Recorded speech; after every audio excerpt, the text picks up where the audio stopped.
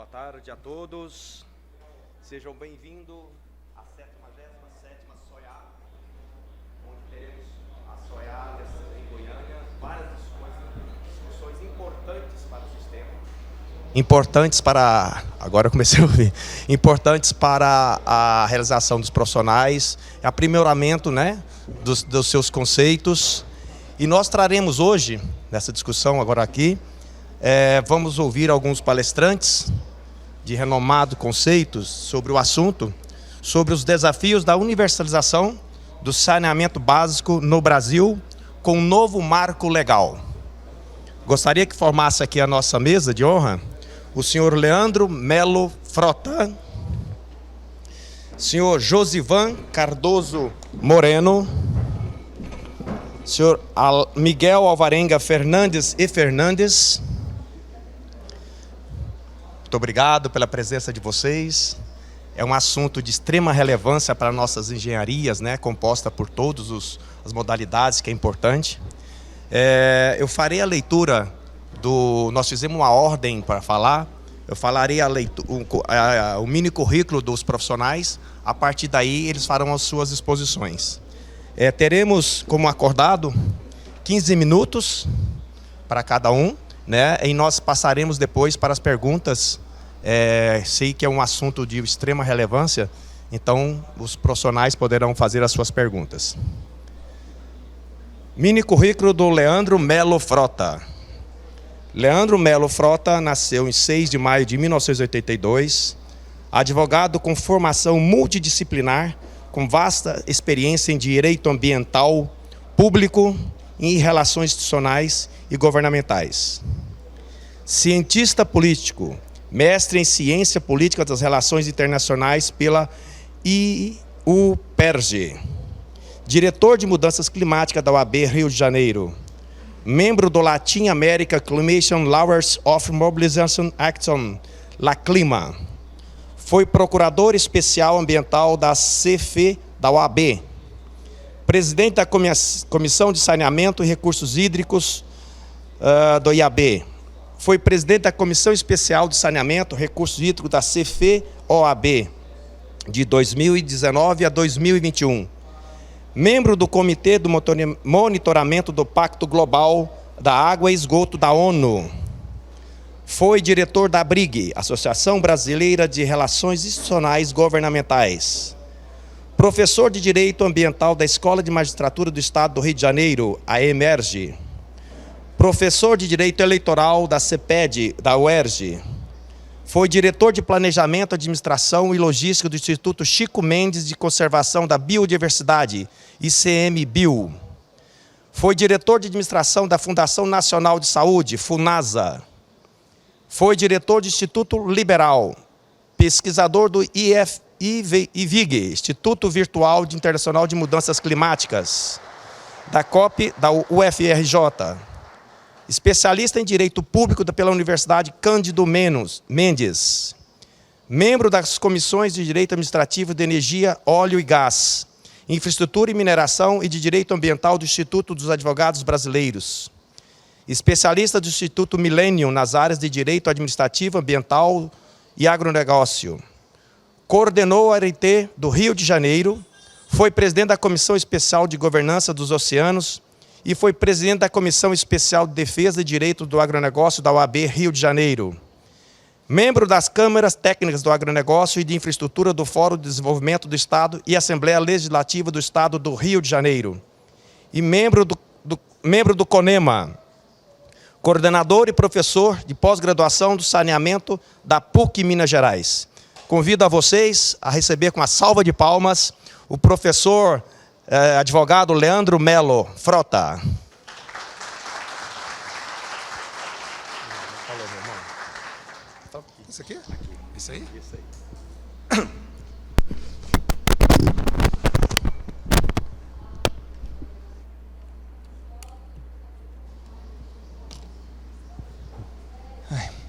Alô, alô. Opa. Todo mundo ouvindo bem? Positivo.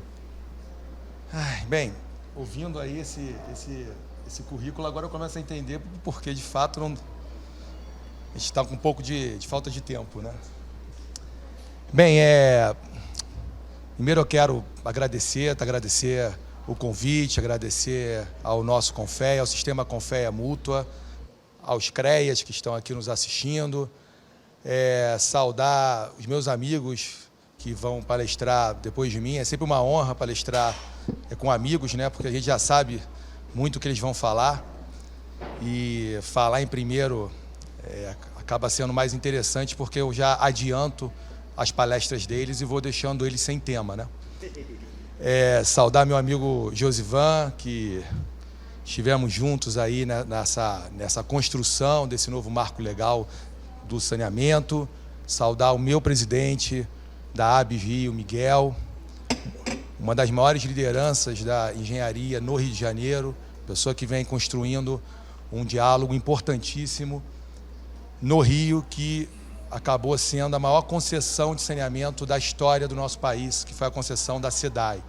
Então, o Miguel tem feito esse trabalho importantíssimo de articular com esses players, junto com o Estado e junto com os outros stakeholders, para que a gente caminhe cada vez mais nesse processo de universalização de água e de esgoto.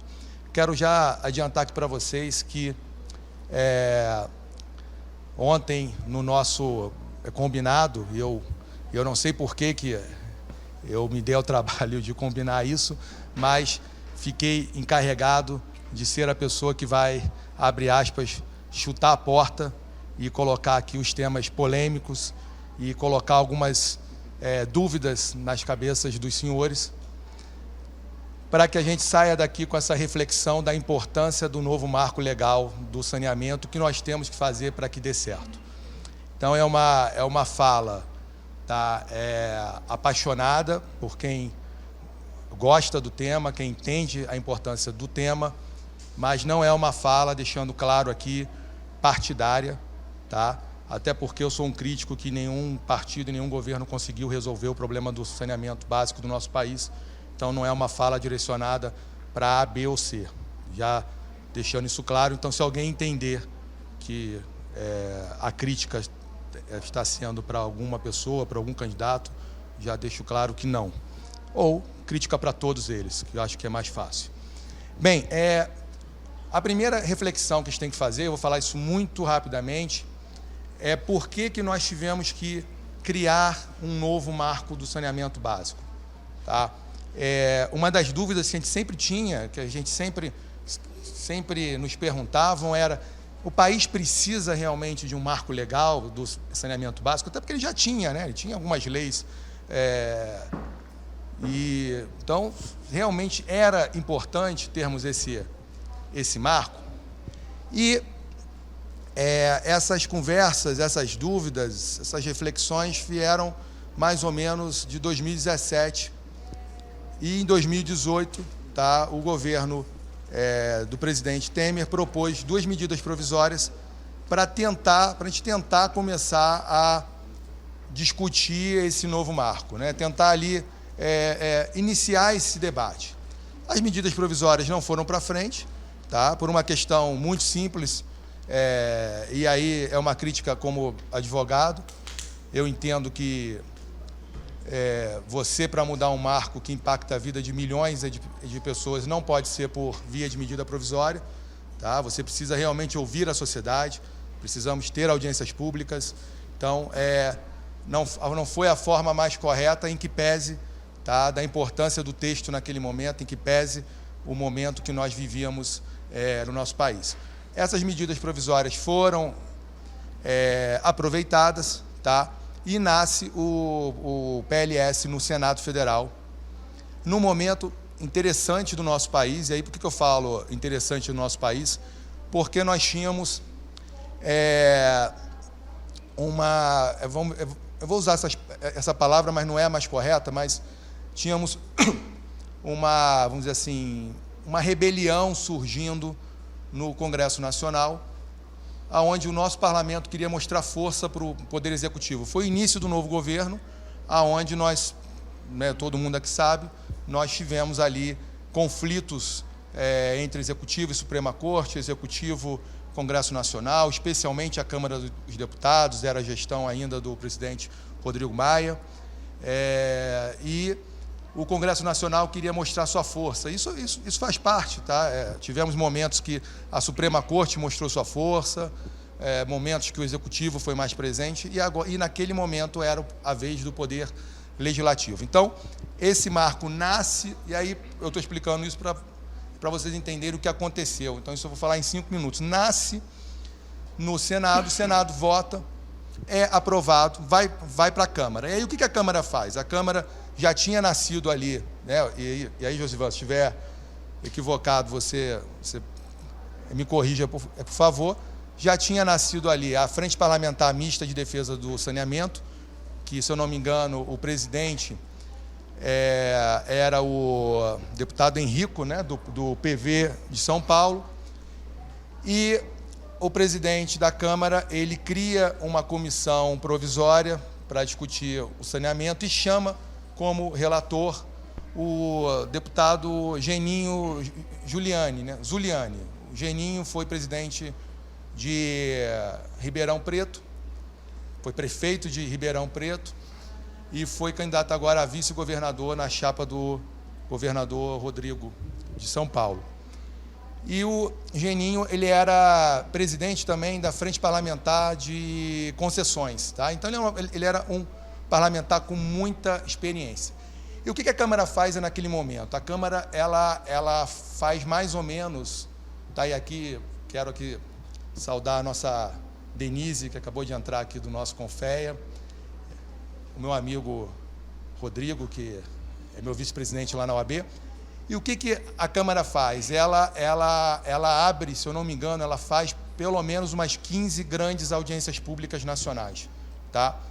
Onde todo mundo participou. E quando eu falo todo mundo, só não participou quem não quis, porque se você mandasse um e-mail para a Câmara dizendo assim, olha, eu sou professor da matéria, eu sou isso, eu sou aquilo, sou do sistema, sou do CREA tal, sou da OAB tal, eles te encaixavam em algum momento. Então, nós tivemos essas 15 audiências públicas, depois nós tivemos, se eu não me engano, 5 ou 7 audiências regionais, tá? E aí, Rio Grande do Sul, Minas Gerais, São Paulo, Pernambuco, se eu não me engano, ou foi Paraíba, enfim. Então, nós tivemos 5 grandes também regionais, porque nem todo mundo pode ir para Brasília, então era importante ouvir o povo naquele momento, já que nós estávamos discutindo um tema de impacto. E aí o que a Câmara faz? A Câmara, em vez de aprovar, porque vocês sabem que o nosso sistema ele é bicameral, então nasce numa casa, vai para outra, se a outra não alterar, vai para sanção. Isso é bem básico, tá? Claro que tem outras coisas que podem acontecer, se não, se alterar, volta para a casa que propôs para votar e tal. O que a Câmara faz? Ela, em vez de votar o PLS, do PL do Senado, ela simplesmente arquiva e pega um PL dela e diz assim, não, nós da Câmara vamos ser os pais ou as mães, sei lá, do novo marco legal do saneamento. E dá abre aspas, tá? Um golpe no Senado, onde mostra assim, não, quem manda aqui é a Câmara. Era ali a gestão, como eu falei, do presidente Rodrigo Maia, que queria mostrar a força da Câmara dos Deputados, já que eles ali também tinham aprovado, se eu não me engano, recém-aprovada a reforma da Previdência. O Senado, é óbvio, não gostou, mas como é uma casa de pessoas mais experientes, né, e entendendo a dinâmica do tema, entendendo a importância do tema, eles também aprovam o PL da Câmara. E num momento interessante, tá, porque foi a primeira vez que nós tivemos uma votação híbrida, porque ele nasce antes de uma pandemia e ele é votado e é sancionado na pandemia. Então, foi a primeira vez que o Senado vota uma matéria importante, tá, no sistema de votação eletrônica. E foi até uma situação engraçada, porque o Senado primeiro teve que votar para ver se o saneamento era importante para ser votado em sistema híbrido, já que o sistema híbrido era só para a Covid. E aí, os senadores, né, votaram dizendo que o saneamento ele era importante. Bem, a lei foi sancionada. E aí vem aquela primeira pergunta. Era importante termos uma lei dessa? Bem, antes de mais nada, existem algumas verdades que a gente precisa, que vocês precisam saber. precisam entender, tá? Ainda mais no momento histórico que nós estamos vivendo, que é um momento importantíssimo para a democracia, que é o momento do voto, tá? Nós temos hoje aproximadamente 100 milhões de pessoas que vivem no esgoto, tá? Elas vivem literalmente no esgoto. Não é que o esgoto passa ali ao lado, não. Elas vivem no esgoto, tá? Temos 36 milhões de pessoas que não têm isso aqui para beber: água, vida, tá? Quando se discute saneamento básico, antes de mais nada, nós estamos discutindo dois assuntos: direitos humanos e meio ambiente. Ponto. Tá? Posso falar aqui de infraestrutura, é a política mais atrasada de infraestrutura do nosso país. Posso falar aqui em sistema de saúde, é a política de saúde mais atrasada do nosso país. Mas nós estamos falando aqui de dois assuntos importantíssimos: meio ambiente e saneamento. Então, o primeiro pedido que eu faço para todos os senhores aqui, não importa em quem vocês vão votar, tá? Seja para governador, onde nós temos segundo turno, seja para os candidatos a presidente. Como eu disse aqui para vocês, a fala é apaixonada, mas ela não é partidária. É que vocês mostrem para os candidatos de vocês, pressionem que eles precisam, antes de mais nada, manter o marco legal do saneamento básico, que hoje é o grande terror de quem trabalha na área, que uma mudança, tá, no nosso país possa ter uma mudança no marco legal do saneamento básico. E para nós, e para mim, como professor e como acadêmico, não importa quem vai entrar, tá, apesar de eu ter a minha escolha e vocês têm a de vocês, mas é importante que a pessoa que entre. E quando eu falo a pessoa que entre, tá, até se o atual for reeleito, ele vai ter que entrar de novo, né? Porque então, a fala é quem vai entrar, tá? Entenda a importância do tema. O saneamento básico hoje é a maior catástrofe humanitária e ambiental do nosso país. Me desculpe quem pensa diferente, mas hoje, catástrofe ambiental, em termos de dano, de fato, não são as queimadas dos principais biomas brasileiros, tá?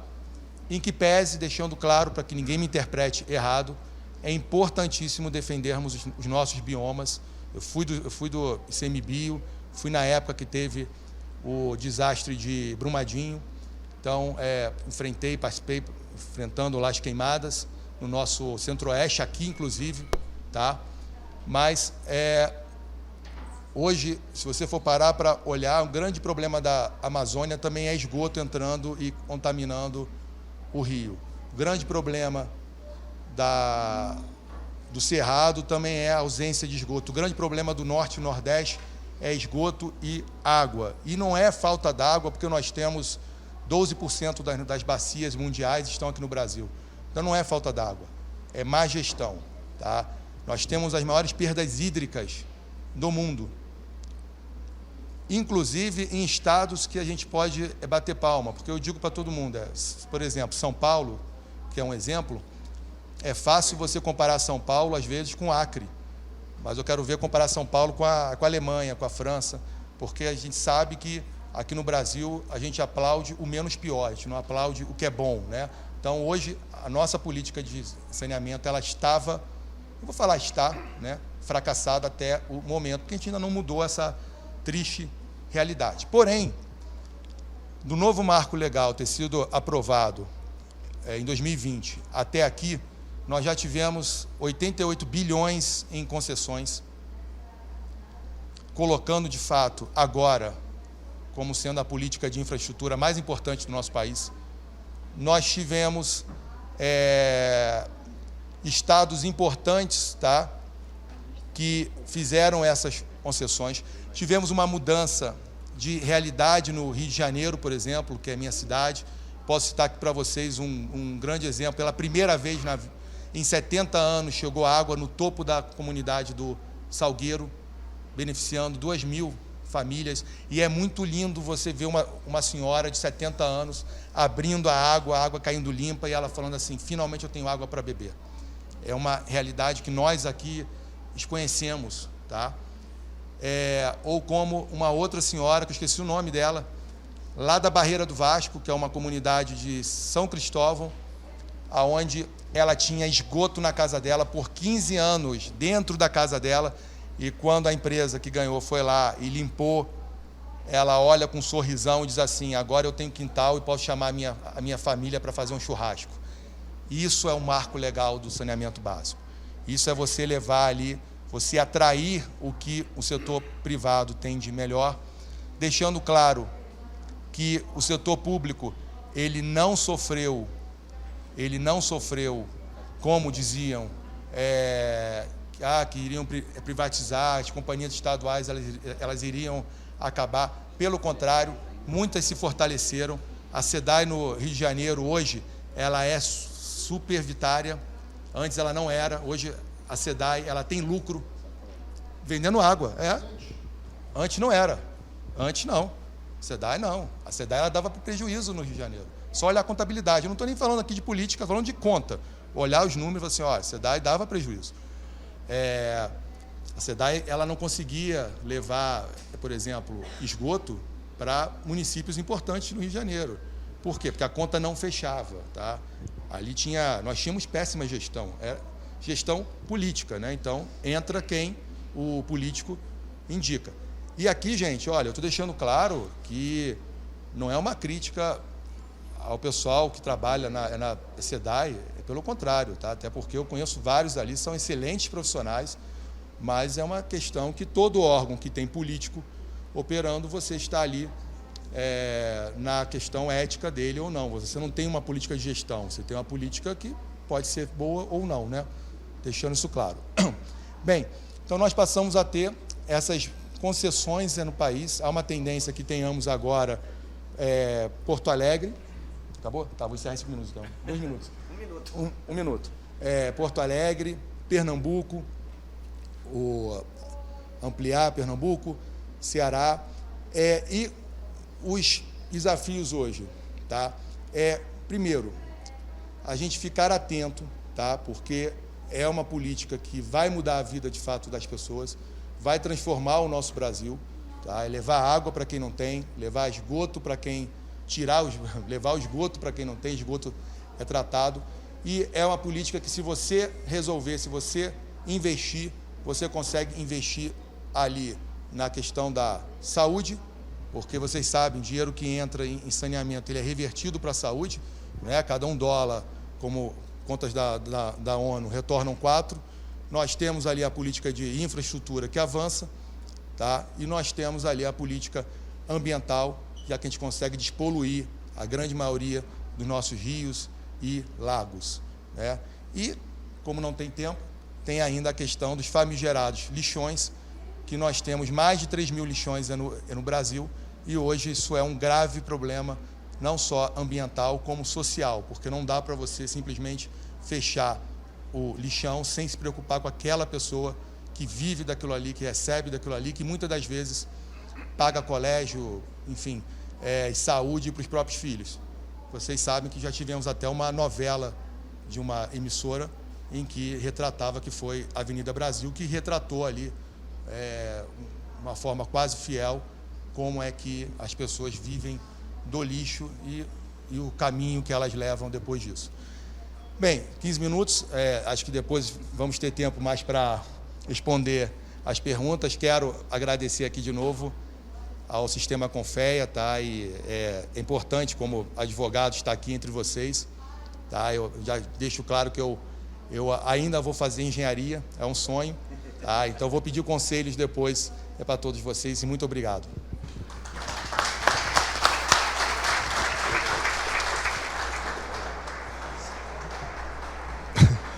Combinou. Obrigado, Leandro, por tua exposição, tá? A gente sabe que se deixar um advogado falar, ele vai longe. Ainda mais esses advogados que têm um perfil ambientalista, Leandro. Então, isso aí vai adiante. Bom, vamos seguir aqui com nossos palestrantes. Vamos receber agora, segura aqui, meu irmão. Josivan Cardoso Moreno, Possui graduação em Tecnologia em Controle Ambiental pelo Centro Federal de Educação e Tecnologia do Rio Grande do Norte, em 2003. E é mestre em Engenharia Sanitária e Ambiental pela Universidade Federal do Rio Grande do Norte, em 2005. Atualmente é diretor executivo da ABS Nacional e foi assistente de Relações Institucionais e coordenador-geral da Associação Brasileira de Engenharia Sanitária e Ambiental, ABS. Foi diretor nacional da Associação Brasileira de Engenharia Sanitária e Ambiental da região Nordeste e presta consultoria na elaboração, planejamento e execução de planos, programas e projetos nas áreas de recursos hídricos e engenharia sanitária e ambiental. Foi também diretor de planejamento estratégico de Veritas Engenharia Ambiental e foi presidente da Companhia de Serviços Urbanos de Natal, Urbana. Já foi diretor-presidente do Instituto de Gestão de Águas do Estado do Rio Grande do Norte e presidente da Associação Brasileira de Engenharia Sanitária e Ambiental pela seccional Rio Grande do Norte. Também foi coordenador do Fórum Nacional de Organismos Gestores de Recursos Hídricos e é atualmente coordenador da Câmara Temática de Recursos Hídricos da ABS Nacional. Tem experiência na área de engenharia sanitária, com ênfase em engenharia sanitária e ambiental. Atuou como diretor de Planejamento e Gestão Ambiental da Companhia de Serviços Urbanos de Natal. Foi consultor da Secretaria de Estado de Meio Ambiente e Recursos Hídricos. Com função de coordenador estadual do programa Água Doce, coordenou a elaboração do Programa de Ação Estadual de Combate à Desertificação e Mitigação dos Efeitos da Seca no Rio Grande do Norte e foi coordenador da área ambiental do Programa de Convivência com o Seminário Potiguar, sobre o acordo de empréstimo com o Banco Mundial. Também foi consultor da Secretaria de Estado de Planejamento e das Finanças do Rio Grande do Norte, onde atuou como coordenador do Estudo de Impacto Socioambiental do Projeto Rio Grande do Norte Sustentável, sobre o acordo de empréstimo com o Banco Mundial. Gestor do setor Educação Ambiental do município de Natal. Desenvolveu atividades como professor substituto do Instituto Federal de Educação, Ciência e Tecnologia do Rio Grande do Norte. Instrutor e coordenador do curso de Educação Ambiental e Mobilização dos Processos Participativos. Assessoria técnica em meio ambiente para instituições municipais, estaduais e federais. Coordenação de projetos em engenharia sanitária e ambiental e organização e participação de palestras, ações sociais, congressos, seminários, fóruns, oficinas, conferências sobre assuntos relacionados ao tema meio ambiente. Receba com a salva de palmas o nosso amigo Josivan Cardoso.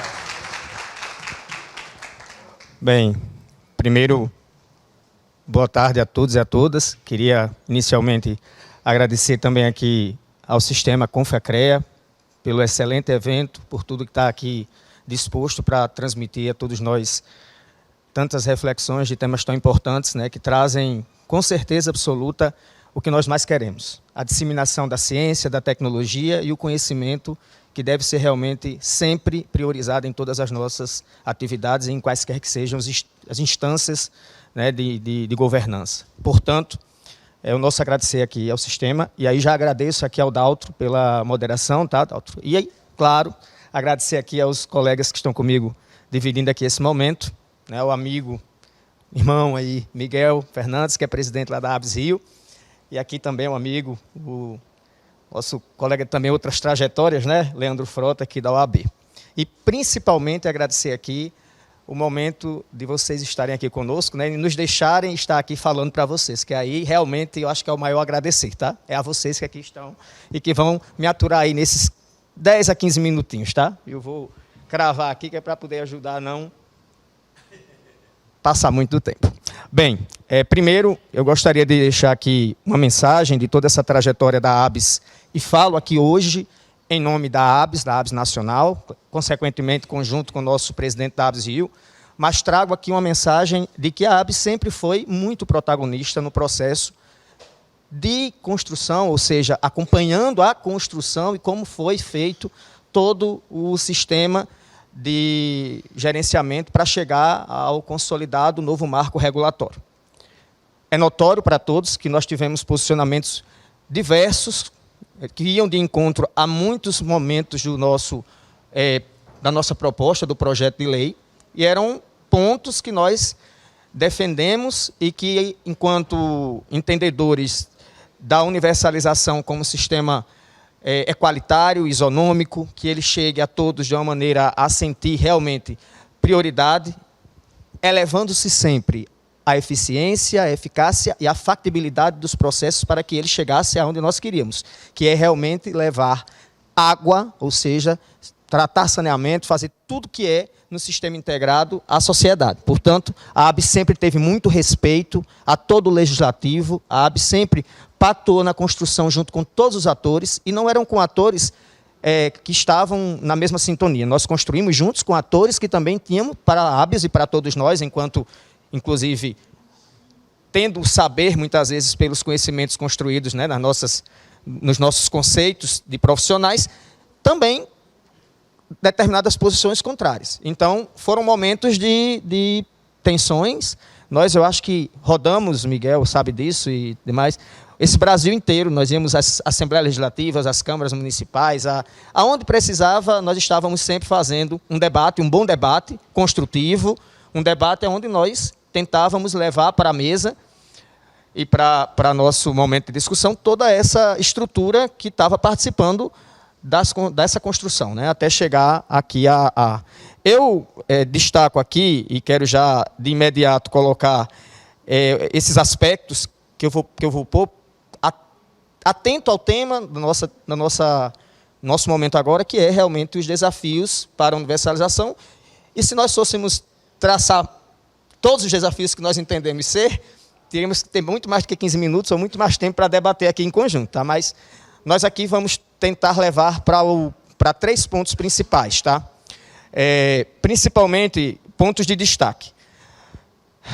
Entendido, e acho que todos nós comungamos, que a regulação de saneamento com o marco, ela realmente efetivou-se um fortalecimento quando você levou a uma centralização, hoje pela Agência Nacional de Águas e Saneamento Básico, que faz, né, e está buscando atender aí uma agenda pesadíssima, por sinal, porque aí eu acho que o desafio maior na regulação que esse marco trouxe com essa nova estrutura para desenvolvimento e para regulação é a agenda, né? É a construção, vou chamar assim de construir, que é melhor, de tantas normas, especificidades diferentes, em um ambiente muito complexo, um ambiente que carece de realmente muita discussão para a construção de uma norma, uma única. Né? Então, a gente tem aí o primeiro destaque, um desafio grande, que é o desafio da própria institucionalidade da Agência Nacional de Águas e Saneamento Básico, hoje, que até então todos nós conhecemos, tinha todo e tem um arcabouço voltado ainda fortemente dentro do setor de recursos hídricos, na gestão dos recursos hídricos, e ela vem agora recebendo há 2 anos, né, esse novo desafio que é regular o saneamento. E aí, claro, dando àquela agência também a oportunidade de crescer, porque é uma oportunidade, mas de também instrumentalizar enquanto recursos humanos, enquanto saber. A própria ABS já fez aí a capacitação para a regulação e saneamento com a ANA, dos colaboradores que foram captados pela ANA dentro do governo para levar para lá, para que tivesse também, né, um melhor conhecimento nesse sentido, já que muitos foram buscados em instituições do governo federal e lá estão fazendo o corpo da ANA. Eu queria muito também enaltecer aqui a labuta, né, que vem sendo desenvolvido pelaquela agência, isso é notório. Né? É uma agenda pesada, uma agenda que diversos atores estão também envolvidos e chega para ser um ambiente assim que é necessário muita cautela, muito cuidado, porque cada norma daquela, cada indicador que está sendo previsto, ele tem diversos olhares, né, porque atende todas as áreas do setor da regulação do saneamento. Então, esse seria um ponto que eu sempre gosto de tocar, né, e a AB sempre coloca, até porque coloca nesse sentido, porque nós entendemos que o marco, ou o que nós queremos hoje, não é criar um ambiente de instabilidade com insegurança jurídica, mas sim que nós tenhamos ambientes com mais segurança jurídica, e, portanto, uma boa regulação com os seus instrumentos bem feitos nessa agenda, ela traz sim, e deve trazer, um ambiente que assegure todas as etapas do processo de operação, do processo de sistema de gestão e gerenciamento dentro do saneamento. Né? Então, esse é um ponto que é muito forte a destacar. outro ponto, né, e aí a gente agora fala do pretérito do futuro, porque o Marco também, aí o colega Leandro aqui colocou algumas questões, mas a ABS sempre entendeu, que é um ponto que eu até no final gostaria de resumir alguma coisa, mas eu vou logo adiantar um pouco. A gente entende que o que faz bem não deve ser destruído. Ou seja, se você tem serviços eficientes em tais e tais governanças, ele deve ser melhorado ao ponto de necessidade. Mas a gente tem várias formas de atuar e de fazer acontecer. Mas o que é bom tem que dar continuidade e melhorar. Então, nisso, a gente sempre pontuou algumas questões. E agora mesmo a gente pode destacar, com a comprovação, né, que nós tivemos agora, da capacidade econômica e financeira das empresas, das companhias e tudo, também deixa um pouco, assim, ainda um ambiente de desafio, porque você verifica que quando foi apresentado os contratos, alguns deles a gente não encontra áreas, se você olhar o município como um todo, incorporado ali. Então a pergunta fica, é mais para uma reflexão e entendimento, ainda é desafiador. Como fazer agora para que seja a operação daquelas áreas que não foram contempladas naquilo que foi apresentado? É novo aditivo? É um aditivo aquele contrato? É um contrato novo, isolado? Se for um contrato novo, isolado, a capacidade financeira vai conseguir operar? Então, claro, à frente um pouco eu vou falar sobre também o desafio da regionalização, que veio agregar aí para tentar mitigar determinadas situações, né? Então, esses são pontos que a gente sempre coloca enquanto reflexão, que são desafios do momento, mas que a gente tem que entender. Tem que tratar o passado, porque existe um passado que ele está presente, ele faz parte do sistema, está aí, e existe o que eu quero para o futuro. Né? E aí, será que tudo que eu vou tratar vai ser igual? Será que eu consigo pegar o passado e transformar de imediato naquilo que eu quero para o futuro? As transições, os processos têm que ter paulatinamente o seu cuidado no que se vai ser analisado para se fazer. Né? Então, com isso que eu digo, que nós dizemos sempre, né, que estamos aqui trazendo, nós entendemos, inclusive, como foi dito, que a lei ela não é perfeita, não é a lei do saneamento que não é perfeita. A gente sempre diz, aí desculpe-me o atrevimento, falar na frente de um advogado ou de quem mais entenda que esteja aqui também, mas uma lei, ela também tem suas fragilidades, vamos chamar, em qualquer outra área. Porque você conseguir fazer uma lei que ela supere todos os aspectos de um determinado processo, realmente vai ter aí no meio alguma coisa que não é assim. Então, a gente tem fragilidades. Então, portanto, não é no sentido de dizer que a legislação ela está perdida. Não, a gente está colocando que ela não é perfeita. Por ela não ser perfeita, pontos destes, como a gente está destacando aqui, é preciso analisar, é preciso entender. Não é uma questão de geração de contraposição por contraposição. Não é isso. É simplesmente visto e analisando o que é que ainda não se responde tão facilmente, né, tão às claras, e a gente precisa também ver. Em outro ponto disso, que nós temos que verificar, é que o planejamento ele deve ser muito fortemente atuado, ou seja, o planejamento é a alma para você poder entender que, a partir do planejamento, você vai conseguir desencadear todas as demais etapas dessa lei, que aí está, ou de qualquer outro processo que a gente precisa. Né? Então, dentro do planejamento, tem um ponto que também a gente sempre coloca, né, desse planejamento, que é assim, a ação do próprio governo federal junto aos próprios titulares de serviços, porque deles é a responsabilidade dos planos de saneamento. Então, o apoio, a chegada até os municípios, a forma que está sendo, para poder fazer isso, ter uma sintonia com o que está se querendo para o futuro, inclusive. É uma questão de criar um ambiente de diálogo, um ambiente de sintonia, um ambiente onde a gente consiga realmente partilhar disso. Destaca-se também, nesse nosso olhar, né, nessa questão, essa é a questão da regionalização. Claro que a gente entende que ela veio agregar início, lembro como se fosse hoje, num dos primeiros momentos, eu digo porque eu falei isso em outros momentos, que era eu, junto com mais outros colegas da ABS, que saía rodando aí esse país, e a gente dizia assim, olha, da maneira que está, nós não conseguimos levar saneamento para todos. E foi muito forte em cima para poder chegar a uma proposta de regionalização, onde a regionalização criasse os blocos, vamos chamar assim, que agregassem todas as municípios, todas aquelas áreas, os lugares que possivelmente usava-se, inclusive, aí também, a gente tem muito cuidado no que fala, né, porque, na verdade, a gente fala as expressões e coloca elas de uma maneira muito tranquila. Mas a gente dizia assim, alguém vai querer só o filé e o osso vai ficar para ninguém. Era assim que se dizia, era a frase. Não era dita por mim, era dita por quem estava na discussão e também por mim, quando precisava dizer. E essa regionalização, ela trouxe um outro patamar de dizer assim, não, olha, a gente está trazendo uma proposta aqui que vai aglomerar e vai. Mas ainda fica desafiador também. Por que fica? Porque como eu obrigo um prefeito a fazer parte de um ou outro bloco, certamente, que forma eu tenho que fazer para obrigar, por exemplo, é um exemplo que eu estou dando. Porque ele pode dizer assim, mas eu vou onerar a minha tarifa agora, que era bem menor, para poder fazer o outro acontecer que está do meu lado, do meu vizinho. É uma pergunta que ele pode se questionar quando a gente está fazendo esse tratado como regionalização. Né? E isso, quando chega na base, quando chega no município, isso dói. Dói para todos, né, que está, porque para entender, para poder desenvolver. Então, são ambientes também que a gente ainda consegue atender no que diz respeito à análise e essa visibilidade. Tá? Acho assim que, estou concluindo aqui, ainda tenho 3 minutos dos meus 15, tá? Tenho tolerância pelo menos de 1. Gente, eu vim para cá porque se eu ficar atrás do púlpito ninguém vai me ver, então é melhor ficar aqui.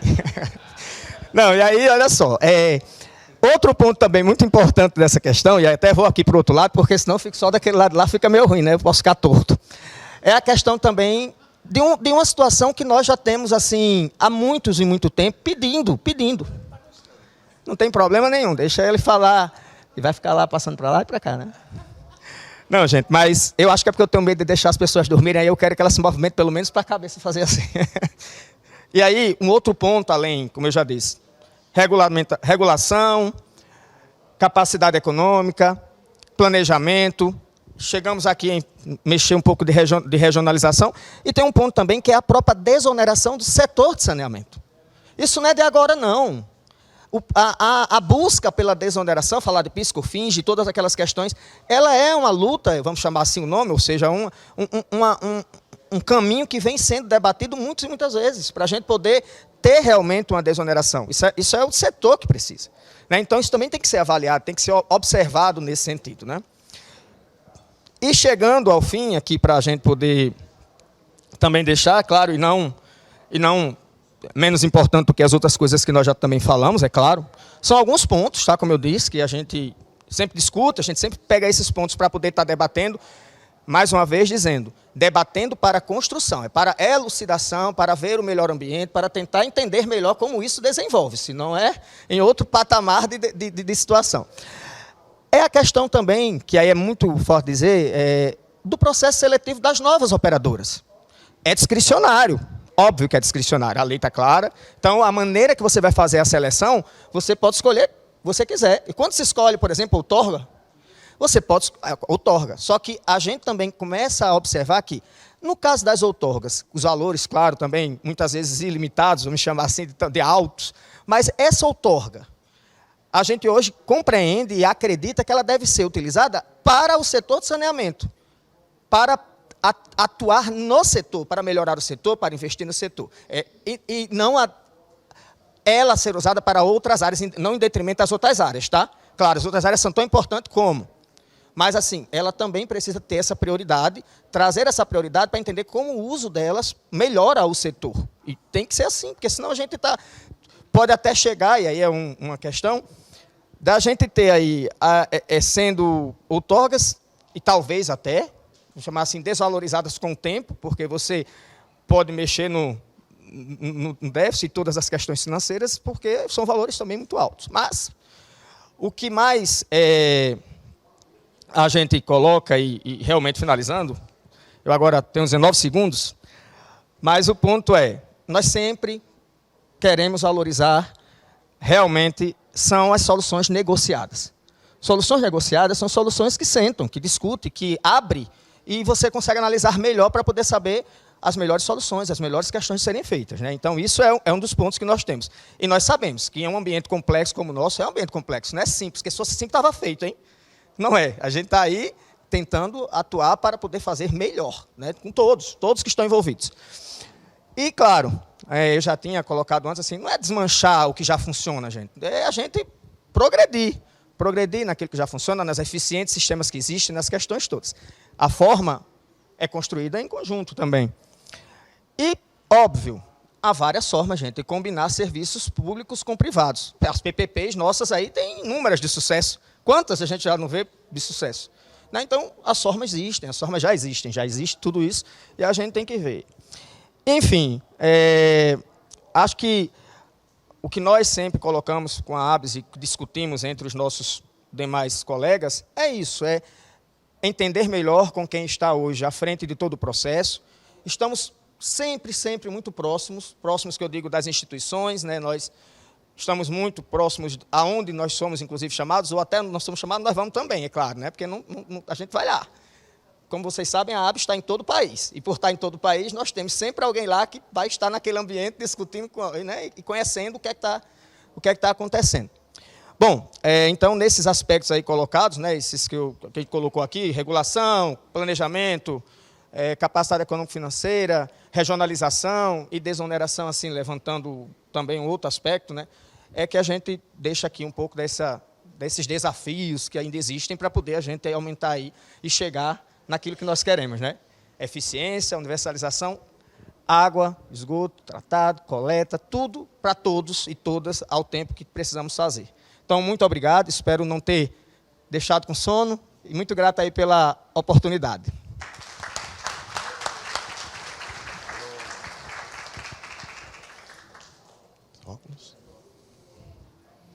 Obrigado, meu nobre Josivan.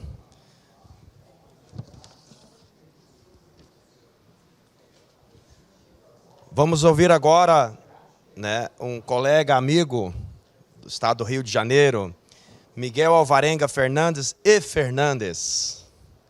Engenheiro civil, mestre em engenharia urbana, engenheiro civil hidráulica da Fiocruz, professor do curso de engenharia civil da Cefet Rio de Janeiro, presidente da Associação Brasileira de Engenharia Sanitária e Ambiental, Seção Rio de Janeiro. ABS Rio. Uma salva de palmas para o nosso amigo Miguel.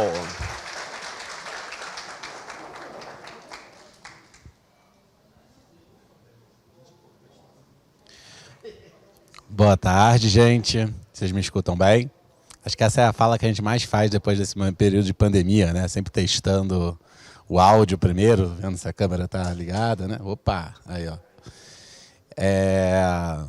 Primeiro, agradecer o carinho aqui de todos os presentes por terem topado vir aqui, né?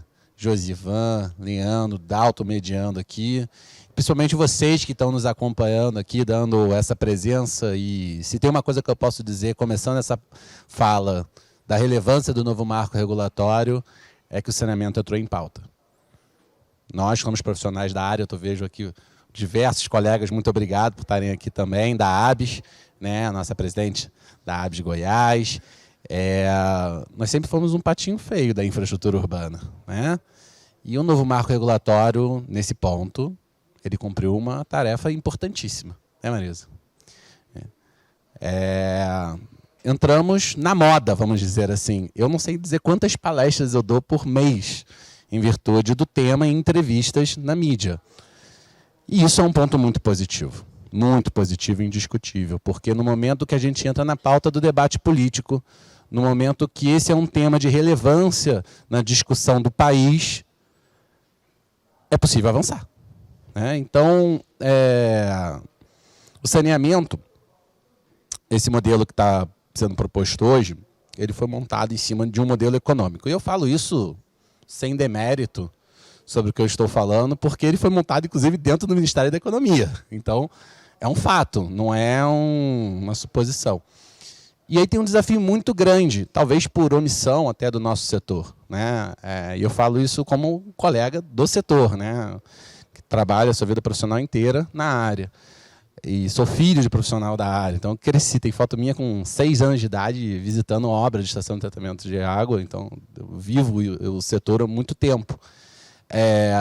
Eu falo que não é problema de recurso, até aqui ecoando alguns outros colegas, porque muito se investe no saneamento no Brasil, historicamente até. Eu sou professor do Cefet, peguei um estudante, eu faço umas experiências lá com alguns alunos meus que saem se orientando meus. Eu falei assim, olha, Tem um trabalho aí da OMS que diz que para cada R$1 investido em saneamento, se economiza 4 em saúde pública, em doenças relacionadas à falta de saneamento. Tem uma lista lá de doenças. Você faz o seguinte, faz um favor, tem o SNIS, que é o Sistema Nacional de Informação sobre Saneamento, tem o DataSUS, que é o Centro de Informação de Custos relacionados a doenças do Sistema Público de Saúde, cruza esses dados, aliás, a Fiocruz deveria fazer esse tipo de pesquisa, infelizmente não faz, mas cruza esses dados sobre quantidade de investimento no estado do Rio de Janeiro em obras de saneamento e a redução sobre os custos de doença nos últimos 10 anos, que a gente tem aqui a base de dados, é mais ou menos 10 anos que a gente tinha, para a gente ver como é que foi aqui no Rio de Janeiro essa relação. E foi, assim, um resultado surpreendente. Numa relação que seria de 1 para 4, usando a mesma metodologia do Banco Mundial, tá, gente, da OMS. Num resultado da ONU, né, OMS. Num resultado que seria 1 para 4, no Rio de Janeiro deu 250 para 1. Exatamente isso que eu estou dizendo. A cada R$1 investido em saneamento, se economizaria 4 em saúde pública. No Rio de Janeiro, a cada R$200 investido em saneamento, R$250 investido em saneamento, estava se economizando 1 em saúde pública. Exatamente isso. Aí você vai falar assim, nossa, mas isso aí não é possível, está em alguma coisa errada. Eu chequei dezenas de vezes a tabela que ele estava montando. Talvez você possa explicar isso através 3 governadores presos, um impeachmentado, não sei quantos presidentes de Alerj preso, aquela coisa toda. Ok, eu até concordo. Mas vai além disso. Nós temos uma crise de governança. O sistema de saneamento é um monopólio estrutural natural, porque não tem concorrente. Né? Só chega uma tubulação de água, só tem uma galeria de drenagem, um duto de escoamento de esgoto, e nós nos acomodamos numa eficácia, numa eficiência aonde nós chegamos. Por isso a temática da universalização. A gente mal atende direito, nós somos um serviço com falha de governança. E essa autocrítica a gente precisa fazer, senão a gente não consegue evoluir. E aí quem está de fora se sente, eu falo aqui para dentro mesmo da Casa da Engenharia e do setor de saneamento, que eu estou vendo que tem vários colegas aqui. Quem está de fora começa a dizer, não, então eu resolvo. Já que vocês não resolvem, resolvo eu. E aí vem algumas aberrações e algumas coisas que agora nos cabe um trabalho árduo de tentar ajudar a caminhar num caminho, né, levar para um caminho, que isso não seja mais um plano, um modelo idealizado, seja qual for dos outros passados que eu posso citar aqui, fazendo uma aula histórica sobre saneamento, como eu costumo fazer na minha primeira aula, na minha disciplina de saneamento, na turma de graduação, que não deu certo, que não levou à universalização dos serviços, que é o que nós tanto queremos, né, gerando, como bem falou o Leandro, desenvolvimento social, porque não existe, gente, se vocês montarem uma base GIS, eu tenho isso lá também, uma base GIS, qualquer índice de desenvolvimento social humano, IDH, Gini, renda per capita, qualquer coisa que você queira, e cruza com os dados de sistema de saneamento. A correlação, ela é o R ao quadrado, não sei se o Leandro vai acompanhar aqui, mas a correlação de dados, ela é praticamente 1. A dispersão é 0. É uma função objetora. Se tem um, tem outro. Agora, você pode fazer Bolsa Família, Auxílio Brasil, sei lá como é que é o nome desse negócio agora, qualquer um desse programa de transferência de renda, se você não trouxer, primeiro, saneamento básico, garantindo o mínimo de condição para desenvolvimento daquela região, você não vai alcançar o que a gente tanto quer, que é a melhor condição de vida para as pessoas. Esse fim ninguém diverge. O cara pode ser aqui X, Y, Z, não importa, mas o fim ninguém vai divergir, eu tenho certeza. Isso, pelo menos isso eu acho que eu tenho certeza. Não tenho mais muita certeza não, mas isso eu acho que não tem divergência. Então, assim, é importante a gente ter esse ponto, né? Eu estou aqui colocando essa questão, porque quando a gente trabalha sobre esse setor de saneamento, a gente tem que traçar uma estratégia com metas que estão estabelecidas no plano. Tem lá, até 2033, temos um objetivo de universalizar. Né? Claro que são muitos Brasis, e aí tem lá um parênteses até 2040 para alguns locais. Existe um plano. O plano que não pode ser só métrico, que é como está hoje. Ele tem que ser um plano lidado com a concepção da engenharia, que aí é onde a gente entra com peso, dos projetos, principalmente. Por quê? Se você não projetar, é muito fácil você botar um número. Vai subir assim. Tem 15% de coleta de esgoto. No ano seguinte é 18%, no ano seguinte é 21%, no ano seguinte é 27%, não sei o que, até chegar no 90%, que é o que eles consideram universalização. Uma tabela Excel, puxa a linha e faz lá uma progressão qualquer. Agora, como se chega nisso? Quais são os desafios? Quais são a realidade local? Como é que você investe? Quanto você investe, ele até consegue, mas quais são como você realiza esse investimento no local? Como você projeta isso? E aí é um desafio muito grande da engenharia e nós precisamos nos movimentar para isso. No Rio de Janeiro, teve a concessão da SEDAI, de serviços da área da SEDAI, que era a companhia estadual de lá. E alguns pontos foram muito fortes no debate sobre esse edital da concessão, que está servindo de modelo agora para diversos outros estados, né? Isso é uma realidade que vem cada vez avançando mais. Como, por exemplo, Alagoas teve a sua concessão em modelo semelhante, agora recentemente Ceará, e acredito que outros estados também irão acontecer. E o que isso significa? Significa que não adianta achar que simplesmente fazer a concessão vai resolver o problema. Quem dera, seria maravilhoso. Faz a concessão, estala os dedos, o serviço fica maravilhoso e vamos alcançar aí a universalização do saneamento. Não é verdade. Para começar, e isso a gente sabe desde o início da discussão sobre qualquer modelo liberal, e aí o Leandro pode falar isso até melhor do que eu, você faz uma concessão de um monopólio estrutural, se você não tiver uma agência reguladora forte, esquece, não vai dar certo.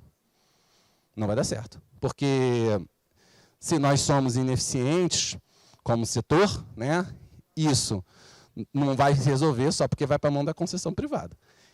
Né? Então, para você ter governança, de fato, você precisa ter o quê? Um órgão fiscalizador, um órgão garantindo a eficiência, cobrando essa eficiência. Infelizmente, isso requer uma agência transparente, uma agência qualificada e atuante, né? E independente, principalmente. E não é a realidade que a gente tem hoje. E isso eu fico temerário, muito grande. Então, eu entendo os problemas que nós vivemos, mas se a gente não trabalhar muito forte, e aí como instituições, que nós estamos aqui representando muitos, e a gente faz isso lá pela ABS Rio, eu posso dizer, porque eu estive com o governador do estado, dentro da sede da ABS Rio, na sala da diretoria, e essa foi a minha primeira fala com ele, sendo que um conselheiro indicado por ele foi preso da Genersa, ao qual a gente fez carta pública, aberta, entregue ao governador, a todos os deputados estaduais, e onde eu fui metralhado por muitas instâncias, né, em virtude de mais metralhado, não fisicamente, porque isso também até poderia acontecer, mas não foi o caso, né, mas a gente tem que ter coragem de enfrentar. É claro que eu, como servidor público federal, ainda com estabilidade, se é que existe estabilidade, porque eu não acredito em estabilidade, eu posso me dar o luxo de ir lá falar, a retaliação é baixa, não é que não tem retaliação, ela tem, mas é baixa, né? Pois é, esse eu não tenho ainda, até agora eu não precisei, mas a gente fez um enfrentamento, e eu chamei o governador e falei, governador, se a sua missão é conseguir de fato chegar, se você não tiver uma agência reguladora forte, uma agência reguladora que pelo menos tenha um conselheiro entre 5 que saiba a diferença entre o escoamento superfície livre e o escoamento conduto forçado, que é o básico de hidráulica, nós não vamos conseguir chegar nunca às metas de universalização desse sistema. Em segundo ponto, o que a gente levou? A questão do modelo tarifário, colocado aqui pelo Josivan. O modelo tarifário talvez seja o maior vilão do setor de saneamento. Eu não posso me aprofundar aqui sobre essa discussão, porque senão levaria com certeza muito mais do que 15 minutos, que eu já vejo que eu já estou estourando o meu. Mas esse é um grande vilão. Um vilão disfarçado em cima da ineficiência que o nosso sistema trabalhava. O modelo tarifário existente hoje, não existe memória de cálculo sobre ele, e é praticamente injustificável. Tanto é que, e aí eu vou falar sobre os números do Rio, que são os que eu domino, tá? Tanto é que no Rio hoje, com 10 meses de concessão da maior operadora, a dívida de não pagamento já alcança o valor de R$1 bilhão, né? De consumidores não pagando, pelo modelo tarifário, que é uma coisa esquizofrênica. Tá? Além disso, a SEDAI, ela muito fingia que entregava e o pessoal fingia que pagava. O índice de hidrometração da SEDAI era de 60%, autodeclarado. Então, provavelmente, era menor do que isso, porque ninguém estava lá fiscalizando. Imagine você em qualquer tipo de empreendimento, onde você só cobra, para cada 10 que você vende, 6. Não tem como. Agora, como é monopólio estrutural, sob um modelo tarifário muito difícil de ser explicado, tem uma explicação. É contábil. Eu quero chegar a tanto para fechar as contas. E aí, Leandro, você vai me perdoar. Você sabe que a gente aqui tem uma admiração muito profunda, mas a SEDAI até dava lucro nos últimos anos. Tá? No último até ficou em 0-0. Mas alguns anos deram lucro. Mas que lucro é esse, eu pergunto? Se você não consegue chegar em esgoto em lugar nenhum, para que uma empresa pública tem que dar lucro? Que loucura é essa? Não tem sentido nenhum. Então, para que é pública a empresa? Para dar lucro, gente. A lógica do lucro está a ver com o risco do capital investido. Pô, é o básico de qualquer... Né? Quer um bom livro para ler? O Karl Marx, pô, é o básico para entender o que é o conceito de lucro. Então, não faz sentido que aquilo estava sendo feito. E, por fim, sobre a outorga, muito bem colocado pelo Josivan, e aqui a gente tem uma convergência imensa nessa discussão. Outorga paga é antecipação de receita. E é receita do saneamento. Ou você gasta em infraestrutura para o saneamento, trazendo segurança hídrica, ampliação dos serviços, ou em infraestrutura urbana, que garante a chegada do saneamento. Porque também não dá para pensar em saneamento isoladamente. Tem que se pensar com uma visão holística, como um todo do setor urbano, né? E não só urbano, rural também, que é uma discussão aí mais profunda aqui sobre o novo marco, né? Mas da infraestrutura como um todo, e principalmente, né, da ampliação da transversalidade de todas essas infraestruturas. Então, eu encerro aqui minha fala. Muito obrigado. E vamos abrir aqui a pergunta. A gente quer ouvir vocês também, para a gente poder estar aqui dialogando.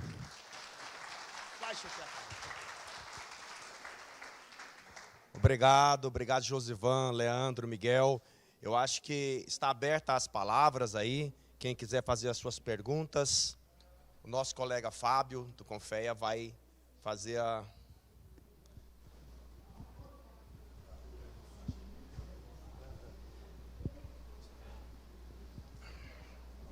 Oi. Boa tarde, pessoal. Uma dúvida que fica para todos nós, assim, e aí eu queria muito ouvir a opinião de todos aí, sobretudo da parte jurídica institucional. Oi.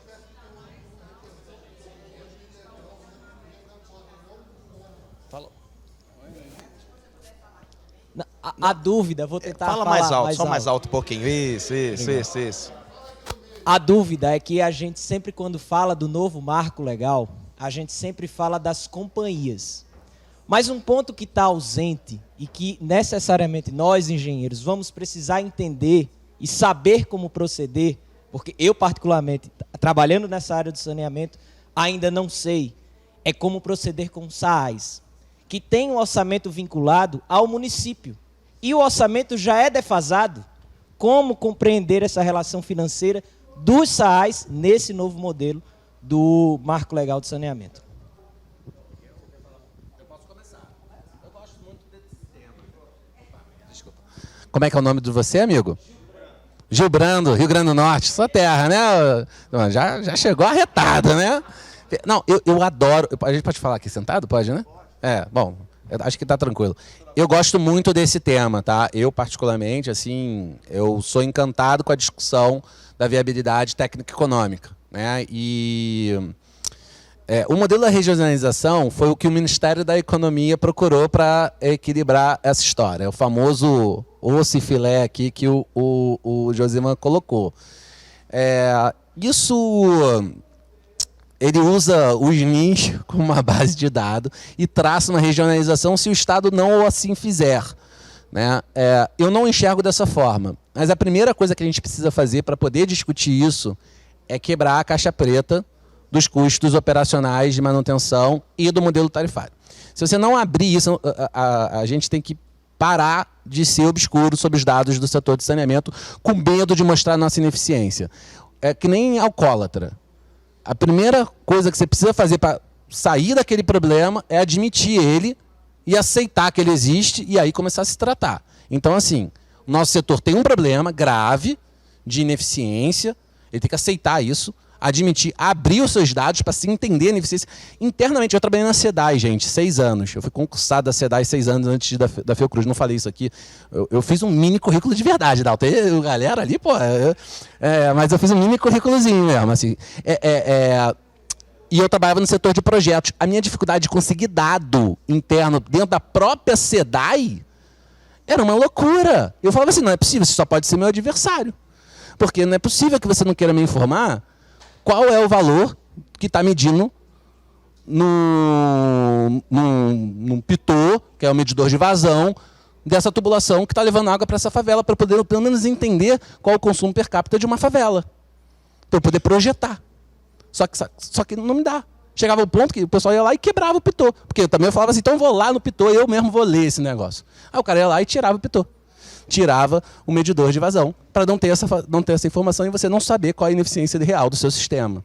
Então, assim, isso não é só Rio de Janeiro. Eu falo isso como profissional do setor. Né? Esse tipo de desafio nós temos em diversas questões relacionadas ao setor de saneamento. Então, assim, eu acho que muito vem se tentando fazer, muito vem se avançando. O SNIS é uma base que já se avança muito e vem avançando ano após ano. A gente precisa entender para poder buscar soluções de equacionamento econômico, fechando na sua pergunta. Né? Então, é óbvio que uma cidade isolada, uma zona rural, que é mais problemática do que isso, vai ter um custo, se ela tiver que se autofinanciar, muito maior. Mas o modelo de subsídio cruzado ele pode ser diversos, inclusive o próprio banco de financiamento sobre isso. E aí pode entrar entes como Funasa, podem ser criados, a própria agência reguladora pode fazer isso, financeiramente mesmo. E aí você tem esse amortecimento tarifário. Então, assim, tem diversas estratégias que podem ser cruzadas. Não precisa nem ser pela regionalização. É possível se fazer de várias vezes, desde que a gente tenha os dados de forma clara que a gente possa discutir. E essa tem que ser a nossa missão aqui. É a primeira. É trazer, né, e buscar e forçar a essa transparência de dados. Não sei se eu respondi. Se alguém quer complementar alguma coisa. Vamos para a próxima pergunta. Vamos para a próxima pergunta, por favor. Boa tarde. Boa tarde a todos. Helder Noco, do Engenheiro Ambiental do Paraná. Parabéns pelas falas aí. Mas, assim, pensando que nós temos aí praticamente 10 anos para atingir a universalização. Um desafio gigantesco, né? Acho que é óbvio. Um investimento brutal do ponto de vista financeiro. Em 10 anos, para a gente passar por uma fase que ainda de planejamento, de licenciamento, de projeto, de execução, enfim. O que nós, do ponto de vista da engenharia, podemos apoiar nesse processo? Porque eu acho que assim, a gente está com a faca e o queijo na mão para fazer caminhar, mas esse desafio em 10 anos, universalizar o que a gente não fez na história do Brasil, eu acho que a gente está otimista pelo tamanho do desafio. Mas eu acho que a gente tem que trabalhar para isso. A gente falar que não vai também não dá para fazer. Né? Então, o que vocês acham que a gente pode fazer do ponto de vista de engenharia para a gente acelerar esse processo, botar a coisa para caminhar e em 2033 a gente ter pelo menos um bom resultado? Bom, eu sempre... Ah, tá. Ó, tá vendo? Olha, esse negócio não dá certo. Não.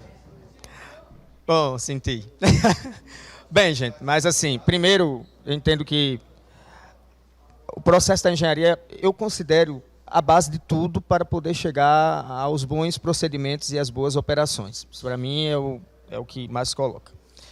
E o campo da engenharia, pela diversidade atual, se você pega o que nós estamos planejando para desenvolvimento, todos os modelos que estão sendo feitos dentro da proposta que hoje tem, inclusive, levando para o lado, principalmente também, Miguel, e todos, tarifário, financeiro.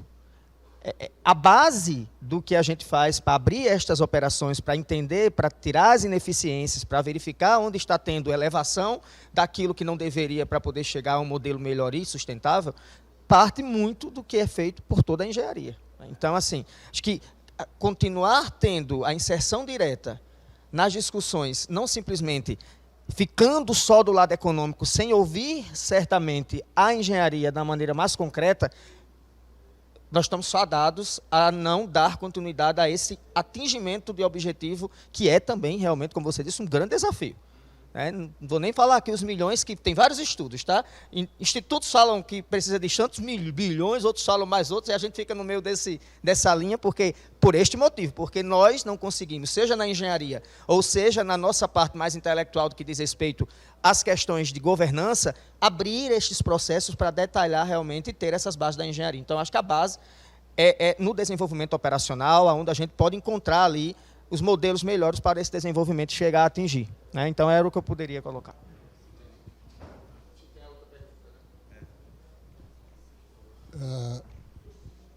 Boa noite.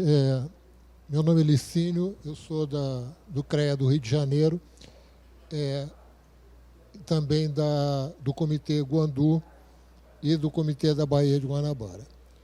Eu sou sem fone porque a organização do evento exige que se deixe um documento na porta para garantir isso. Eu garanto, é muito prático, mas isso é ilegal, segundo a Lei Federal 553, eu me recuso a descumprir uma lei, ainda mais na presença de um advogado.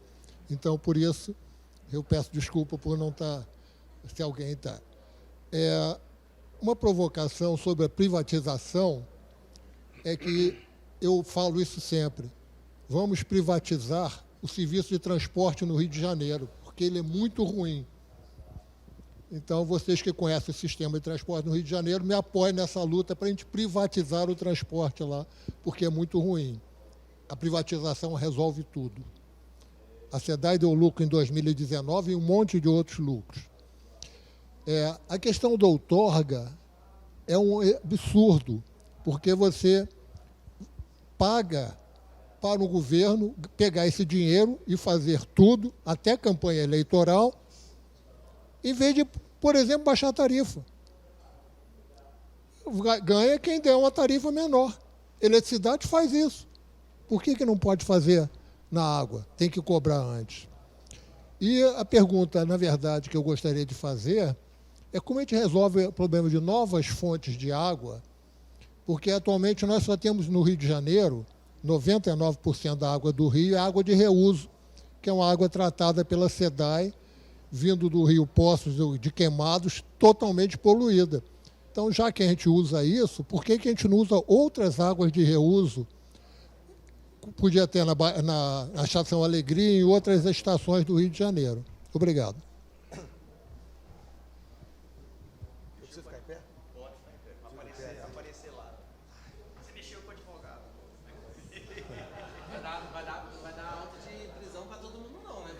Não, rapaz, eu não prendo não, eu só solto. É melhor soltar do que prender. Não, eu só solto. Não, então, vamos lá.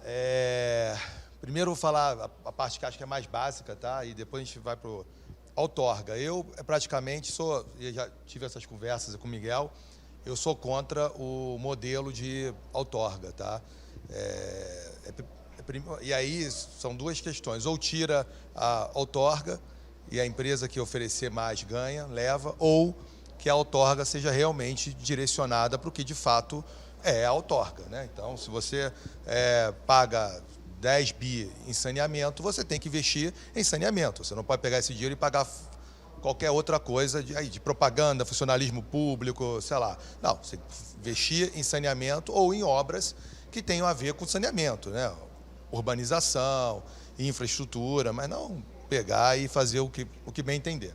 Tá? Então, isso daí isso aí acho que estamos aqui bem de acordo. Né? Quanto à SEDAI, a crítica, que aí, assim, a gente precisa também olhar com outro viés. Tá? A questão do lucro é um lucro também que, ao meu ver, ele não existe e nunca existiu. Por quê?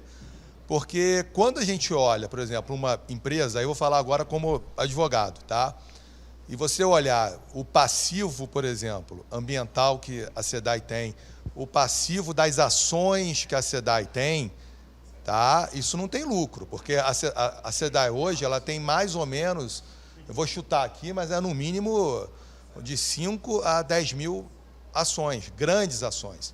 E a SEDAI ela usa um artifício que não deveria usar, que muitas das vezes esse pagamento, o pagamento dessas ações é de um fundo, tá? Que é um fundo que a SEDAI coloca recurso nesse fundo para o meio ambiente. E ela utiliza, os juízes aceitam que seja retirado dinheiro dali para não mexer na contabilidade da SEDAI. Então você olha, a SEDAI, fazer um chute aqui bem básico, a SEDAI teve 1 milhão de lucro, um chute bem pequeno, e você tem 10 milhões em rescisão judicial, não faz sentido, entendeu? Então, a minha crítica minha crítica é muito nesse sentido. Mas, como tudo também no saneamento que o Miguel deixou claro, é uma área ainda muito escura, né? Muito obscuro ali. A gente não tem, de fato, dados oficiais. Por exemplo, eu falei aqui 100 milhões de pessoas que não têm, por exemplo, esgoto. Com certeza é muito mais do que isso. 35 milhões não têm água. É muito mais do que isso, porque são pessoas que a gente sabe que existe.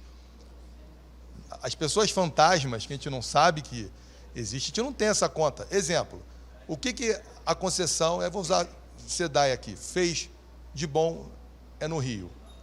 Com a entrada de várias empresas, e elas, óbvio, precisam avançar, né, precisa trazer mais gente, mais usuário, essas pessoas passaram a ter uma coisa que, para a gente, é tão básica, tão simbólica, que é, por exemplo, uma conta de água. Mas o que é uma conta de água? Não é só a questão do, eu vou pagar uma conta, não. Passa a ter endereço. Endereço é cidadania. Endereço você pode abrir uma conta no banco. As pessoas não tinham isso. Endereço é você poder falar assim, olha, eu moro na rua tal. Quantas pessoas no Brasil inteiro precisam dar endereço do primo, do tio, da irmã, do papagaio, periquito, para que determinada encomenda chegue lá, porque os Correios não sabem aonde aquela pessoa mora. Então, se aquela pessoa não existe, ela com certeza não está numa contabilidade de 100 milhões. Entendeu? Então, assim, como tudo no saneamento, tem a parte obscura. Qual foi a outra pergunta? Fonte de água. São Miguel, tu quer falar? Eu vou falar rápido. Ô, Licínio, tudo bem? A gente que está aí acostumada... Oi? Só para facilitar, você que nos assiste aí, provavelmente meus alunos aí do Cefet, que eu divulguei e pedi para eles entrarem e acompanharem, já que eu não estou dando aula, estou falando aqui, você que está nos assistindo, facilitar que você possa nos ver e não só nos escutar, não é isso? Alicínio que... Tá aí, ó, o primeiro... Tem chat? Tem chat? Tem chat? O primeiro que escrever aí, eu vou depois ver o chat, o seu nome aí, que assistindo, que seja aluno meu, ganhou meio ponto na média. É verdade, ó, tá valendo, hein? Você que estiver assistindo aí, tá valendo. O primeiro que escrever, ganhou meio ponto na média. Meu amigo, a vida é assim, feita de oportunidades, você pega ou não pega, não é isso, Licínio? Então, assim, Licínio, só respondendo aqui a sua pergunta, você sabe que eu sou um estudioso da área, eu gosto muito dessa parte de segurança hídrica, é a minha dissertação de mestrado lá sobre a região metropolitana, né? Do lado leste da Baía de Guanabara, tem apresentação minha, inclusive, no próprio comitê da Baía de Guanabara sobre isso, agora recente, junto com o Firmino. E assim, o Rio Paraíba do Sul, que é a principal fonte de água, o principal rio, né, da região sudeste, ele é uma dádiva para a gente. Muito mal gerido, cuidado, cheio de problemas. Ele abastece a região, o Grande Rio, né, que você está se colocando, porque é uma transposição muito antiga, inclusive, que é um tema que a gente tem que começar a trazer, Odalto, que é ciclo de vida das obras de infraestrutura, porque nós estamos chegando no final do ciclo de vida das obras e tem um desafio imenso da engenharia civil, mas não só da engenharia civil, de todas as outras engenharias correlatas que é ligada à questão requalificação dessas estruturas ou substituição, se for necessário. E isso é um desafio muito grande, a gente vai começar a encarar a partir de agora, provavelmente. Apesar de a gente achar que é eterno, não é eterno, né? Então, a gente encara como eterno e a gente tem que se antecipar às crises. Eu sei que politicamente isso às vezes não gera votos, essas coisas, mas o ideal é que a gente se antecipe às crises. Mas voltando aqui à questão da fonte, né? Se a gente não pegar a água da fonte que a gente tem, graças a Deus a gente tem, senão seria impossível a gente ter ali 12 milhões de pessoas no entorno da Baía de Guanabara, porque não tem água para todo mundo ali, nos resta o mar, né? O mar, ele é, graças a Deus, hoje já uma tecnologia sólida de salinização. Ela é uma tecnologia sólida. Perfeito. Só que existe um custo energético ainda muito alto sobre isso. Em números altos, só para a gente poder ter aqui a referência, nós estamos falando de aproximadamente 10 kW por metro cúbico de salinizado. 10 kW fica aí na faixa, no Mercado Livre, que é a forma mais barata aí de comprar energia para uma concessionária nesse modelo, na faixa de R$ 7 a R$ 8. A tarifa média na SEDAI, eu sei da SEDAI, né, que são os números que eu sei de cabeça, é 4,5 e 5. Então, só a dessalinização é mais cara que a tarifa média de água. Então, ou a gente aumenta o valor da tarifa, por isso que eu falo que o debate da tarifária é tão encantador, porque é a única forma, ou esse modelo não é o modelo que a gente vai buscar. E também, realmente, eu concordo que não faz muito sentido. Se a gente tem um Rio Paraíba do Sul, quer dizer, que o pessoal usa muito Israel como referência. Pô, Rio de Israel é encantador, né? Pô, maravilha, alta tecnologia, mas Israel não tem outra água. Por isso que é 100% de reuso, de salinização, porque aí simplesmente não tem mais nada. É o que resta. Então, assim, a gente... Oi? Não, sim, só finalizando, cada projeto desse vai ser um desafio. Eu não quero me prender muito ao Rio, mas a discussão da segurança hídrica hoje ela está em pauta no setor de saneamento. Então tem um plano nacional de segurança hídrica, tem um plano estadual, e todos esses temas estão sendo muito discutidos, né? E eu acho que é um ponto que não está hoje sendo negligenciado mais. Então aí tem muito para ser avançado, não é isso, Josivan? Senhores, eu sei que vão querer muitas perguntas, mas nós temos só mais 10 minutos, 7, 8, 10 minutos, tá? O senhor que está com o microfone, por favor. Pergunta bem rapidinho. Primeiro, o governador atual, que foi reeleito no primeiro turno, ele recebeu 440 milhões da passagem da SEDAI para o serviço privado. Reuniu lá os prefeitos todos, são 92 municípios no Rio de Janeiro, e conseguiu a reeleição. Eu não sei quanto sobrou desses 440 milhões. Mas a minha pergunta é, a palavra que foi falada, desoneração. Eu conheço engenheiros da SEDAI, conheço o pessoal que vai cavucar lá os defeitos para consertar, porque eu sou de Associação de Moradores igual ao Licínio, então a gente convive, nós somos clientes, e sei que são bons engenheiros, são bons trabalhadores, obreiros. Era administrado pelo Estado. O Estado não conseguia administrar para sobrar o recurso para fazer o saneamento. O da iniciativa privada entregou para o Estado 440 milhões, como ele não faz ação beneficente, ele vai querer receber esse dinheiro de volta cobrando de nós, usuários. E vai prestar o mesmo serviço. E ele tem que tirar o lucro dele também. Ao Estado entregar para o privado fazer a gestão da água e do saneamento, que são coisas públicas, é um atestado de incapacidade ou um atestado de que se o Estado gere o dinheiro, o político não consegue se conter e mete no bolso? Qual dessas duas coisas vocês explicam para justificar privatizar a prestação de um serviço público por engenheiros e operadores? Continuam os mesmos lá na Águas do Rio, agora é Águas do Rio, né, o nome, antes era SEDAI. Como é que vocês explicam isso? Por que que o modelo público não serve e o privado serve?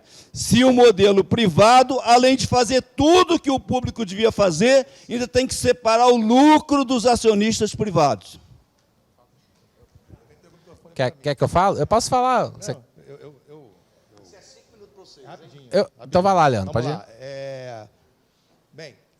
Primeiro, não foi privatizado, né? É concessão. E aí, sim, é uma questão... São coisas distintas de fato. Tá? Segundo, que é o que eu já falei aqui antes, a sua pergunta, desde péssima gestão, eu deixei isso aqui claro, como também eu não preciso nem explicar a situação é do Rio, todo mundo é que sabe. 3 governadores presos, um impeachmentado, presidente da Assembleia. Oi?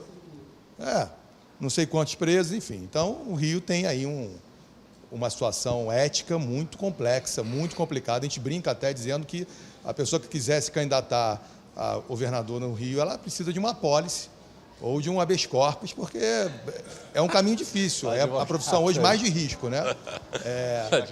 Agora, o debate aí, o Josivane falou muito bem, no debate do Marco, o que estava em jogo ali, que a gente sempre colocou, a gente sempre debateu, não é que o setor privado é melhor do que o público, ou o público é melhor do que o privado, porque aquela pessoa que não tem água, e aí, sendo bem realista, ela não está preocupada se a água é pública, se é empresa pública ou se a água é privada. Ela quer ter água para beber. Tá? E o que a gente sempre debateu, a gente sempre apoiou, é que os critérios fossem como, por exemplo, o da eficiência. Existem empresas de economia mista que são muito eficientes. Tem aqui a Sabesp, a Sanepar, como, por exemplo, 2 exemplos que eu posso dar aqui rapidamente, que fazem um trabalho excelente, são super elogiados. Então, o critério ele tem que ser eficiência, não é se é público ou se é privado. Tá? Agora, o novo marco ele ampliou a entrada do setor privado. Bom, gente.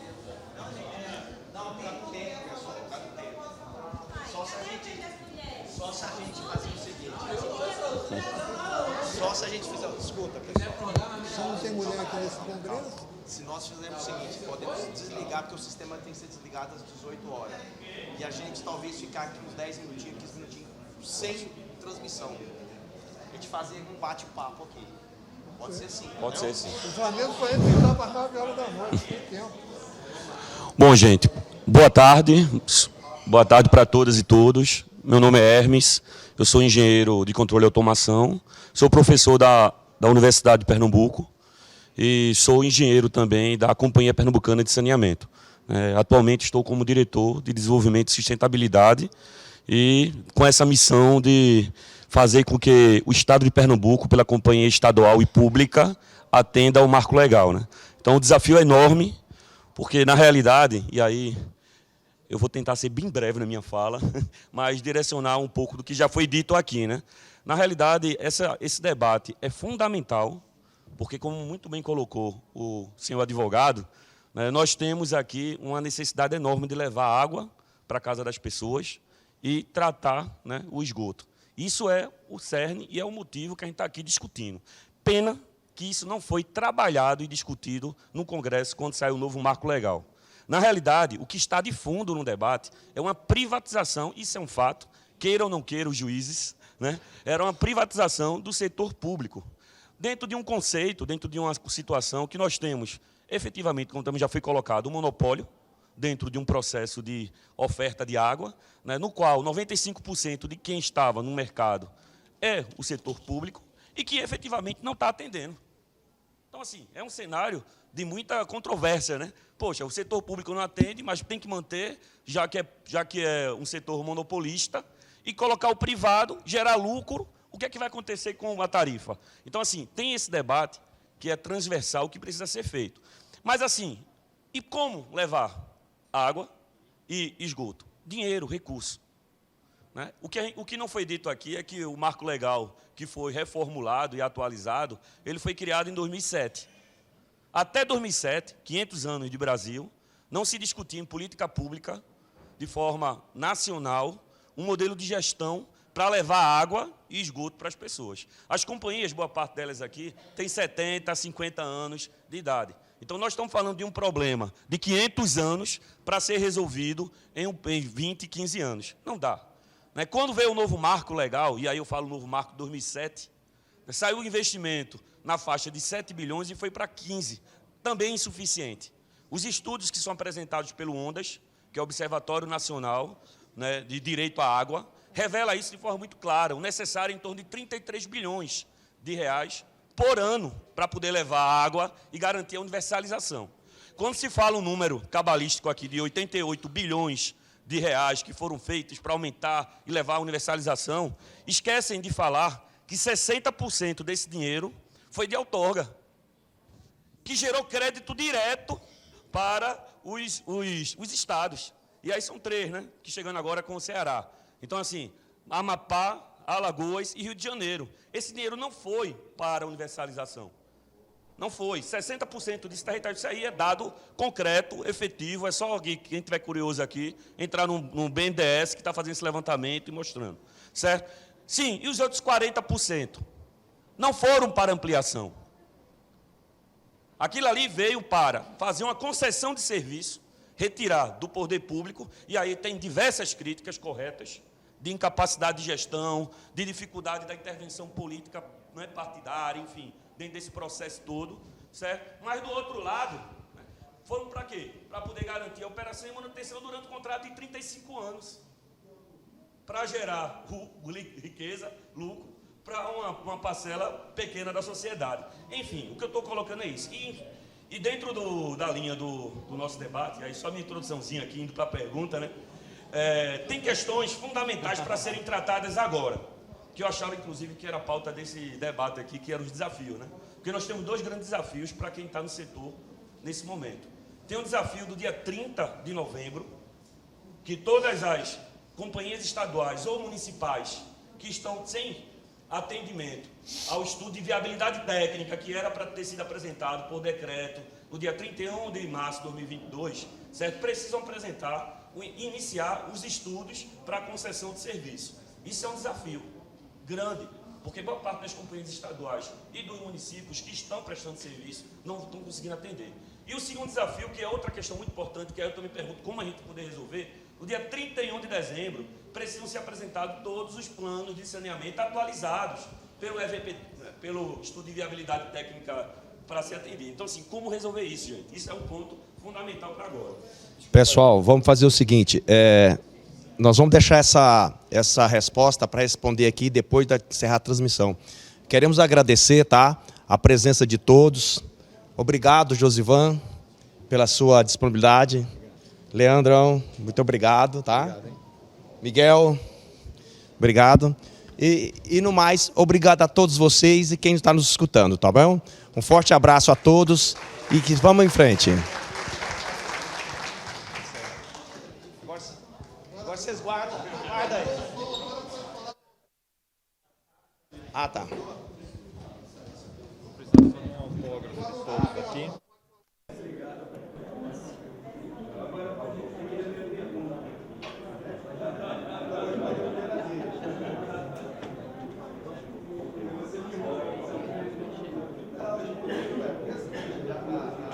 Tanto a sua resposta quanto a dele, não tem problema não. Tanto a resposta quanto a dele, assim, nós somos críticos do modelo de outorga. Então, isso foi dito aqui.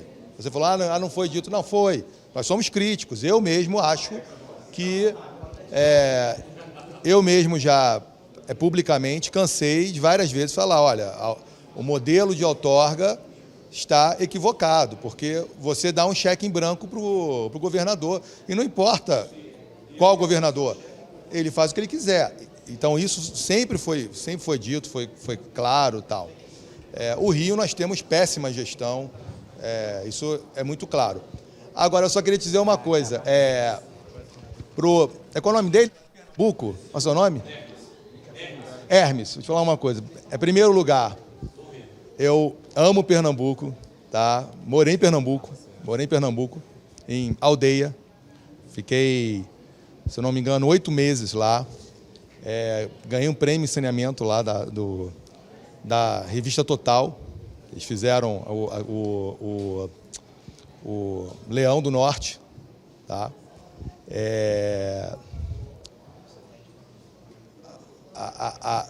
Quando a gente debateu o marco, e eu te falo isso com o coração muito tranquilo, porque eu fui contratado pelas associações de saneamento, e te falo que eu fui contratado pelo setor público, não fui pelo setor privado. Então, e aí o Josivan estava aqui comigo do lado, tal, quando a gente construiu esse marco. A nossa preocupação, obrigado, hein? A nossa preocupação sempre foi não era privatizar por privatizar, entendeu? É óbvio que no início o movimento era para privatizar, como tem movimento para privatizar alguns setores. Eu não estou nem entrando aqui, até porque não tem tempo, não vou nem entrar se é importante ou não. Tá? Como a privatização dos transportes do Rio, assim, eu não preciso, né? Acho que todo mundo conhece Rio, sabe o que é o Rio. Mas a nossa tese ali, que prevaleceu, tá?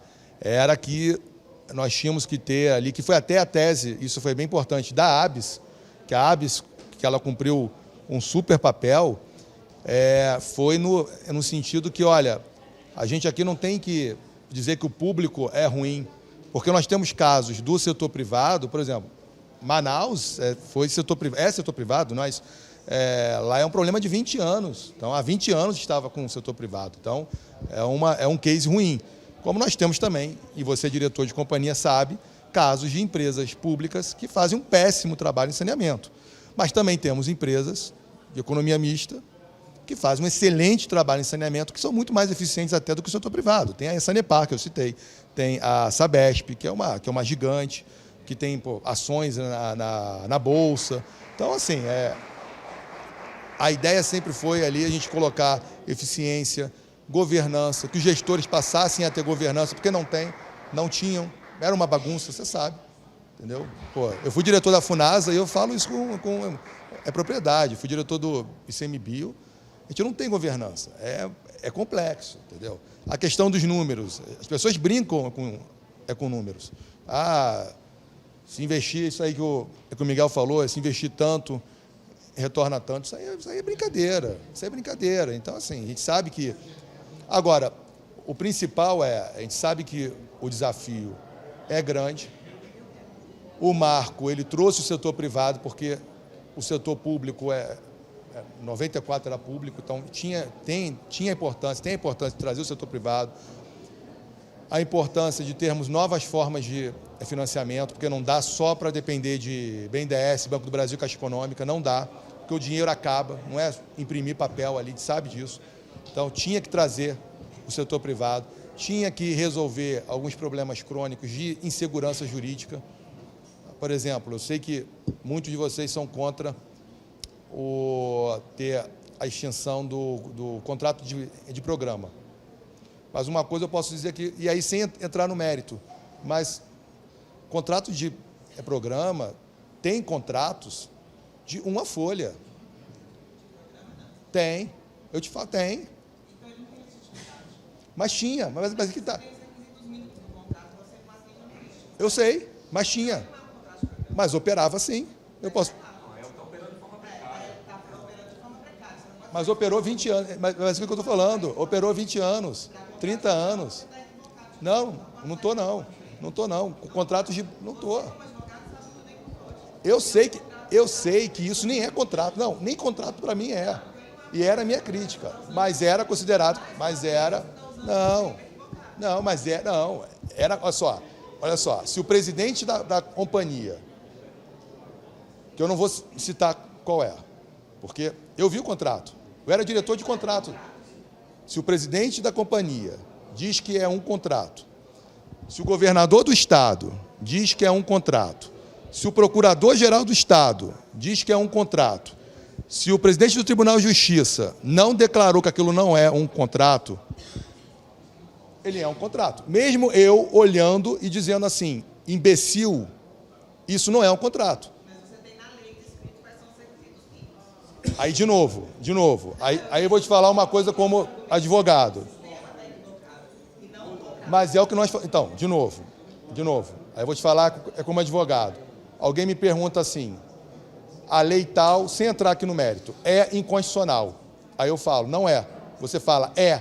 Eu falo, não é. Aí você fala, por que não é? Eu falo, uma lei é inconstitucional só quando ela é declarada inconstitucional. Enquanto ela não for declarada inconstitucional, ela é uma lei. Ela está... Então, por exemplo, se eu fizer hoje uma lei assim, a borboleta é mais importante no meio ambiente do que a tartaruga, e você falar que isso é uma aberração jurídica, você fala assim, é inconstitucional? Mas você acha que... Ainda não, mas tem os requisitos da inconstitucionalidade, entendeu? Isso, claro, sim. Ainda mais de infraestrutura. Isso. Não, eu não estou falando isso. Tanto é que eu falei que eu não ia dar a minha opinião sobre o contrato de programa. Foi a primeira coisa que eu falei aqui. Você disse que existe contrato de programa de uma página. Mas existe. Não. Existe. Não existe. Vai. Não existe. Pode ser. Eu acho que ela quer perguntar. Você não quer perguntar? A fonte é o quê? Você não tem pergunta, né, também? Você tem uma pergunta, não? Mas nem isso pode. Pergunta, você... Então, acho que é a hora. Tem lá atrás...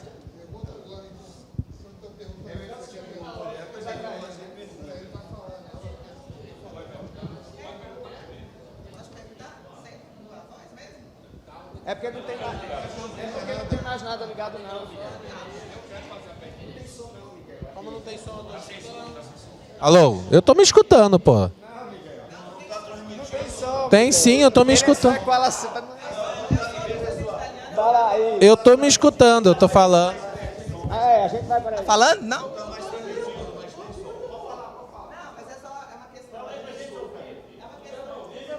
Não sou...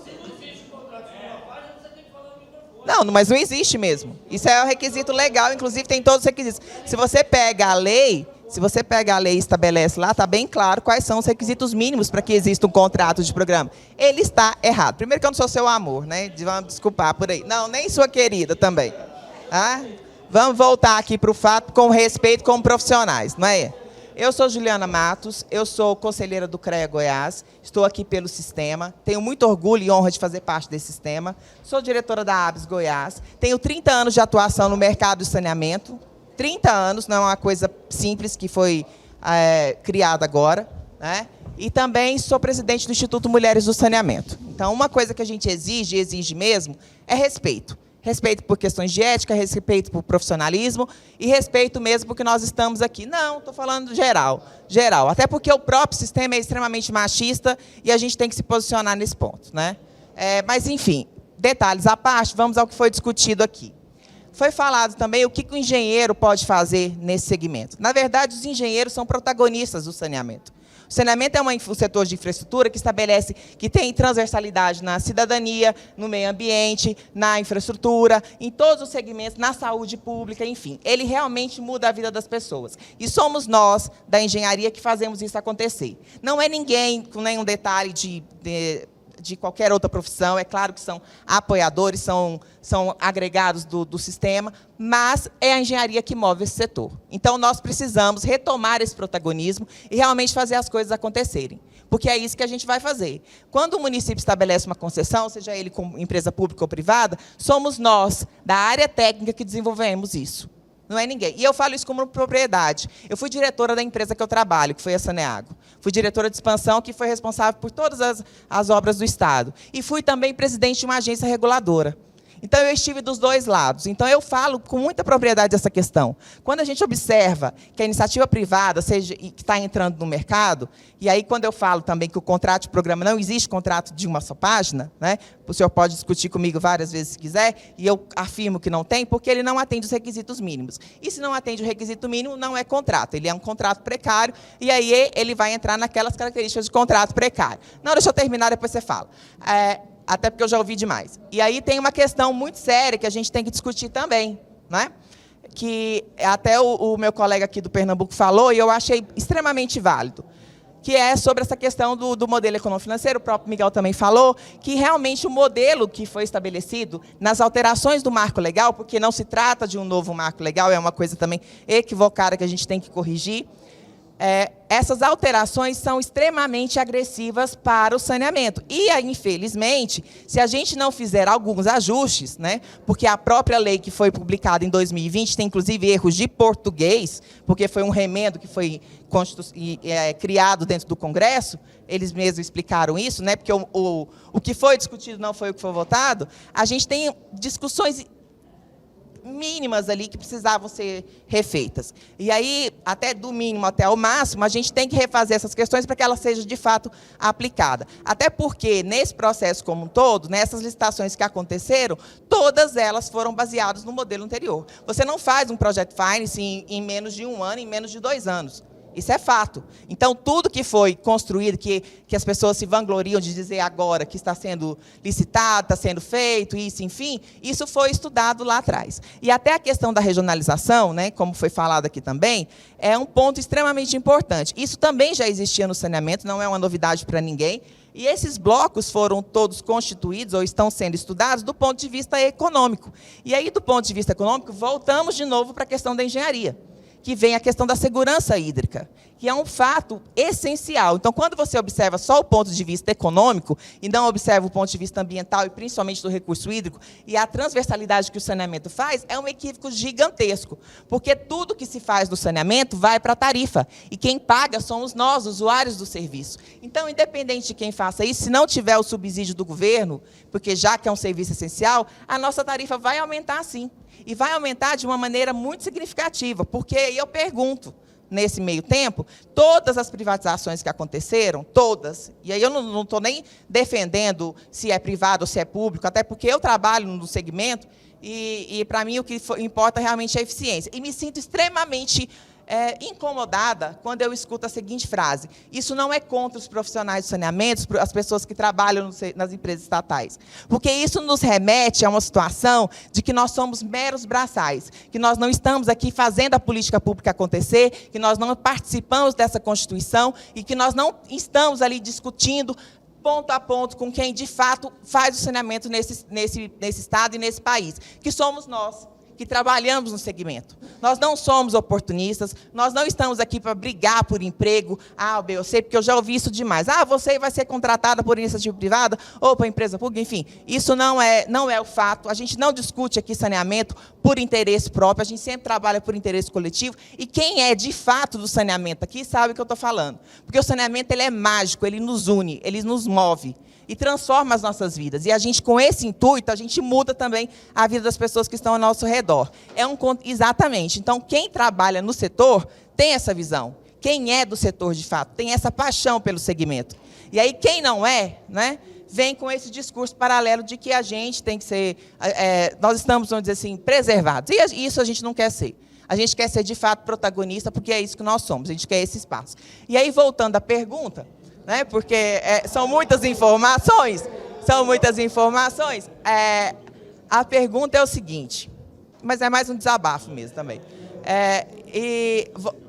Você sabe bem o que é isso, né?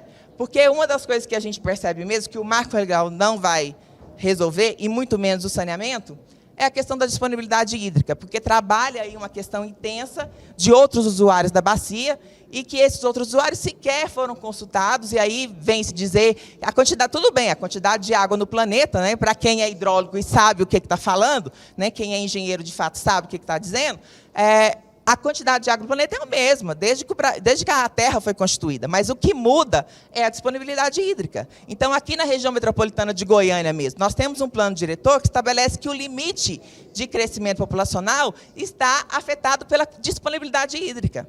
Então, quer dizer, nós não podemos ter um crescimento populacional desengrentado aí à frente, porque nós não temos água para todo mundo.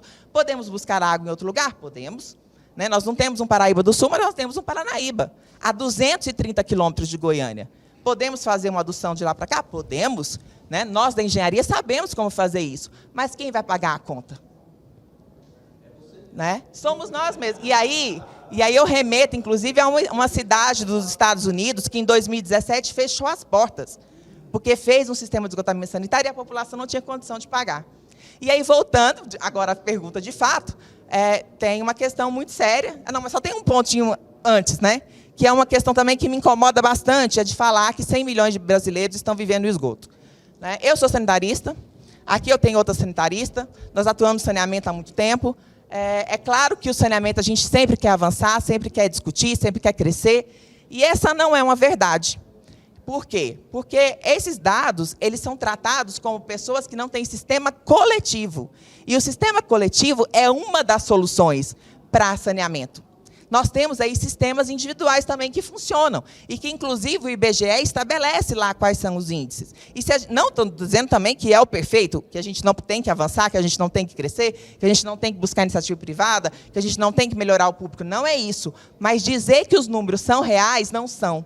E é isso que a gente discute. E a gente, do setor, a gente fica muito chateado com isso, porque foi nos vetado a possibilidade de participar das discussões, como foi feito com a 11445. Eu também, doutor, sentei com o Congresso Nacional para redigir artigos da 11445. Eu também estive lá, pela ABS, pelo MUSAS, pelas empresas, discutindo ponto a ponto qual que era o melhor para o saneamento, não para as empresas.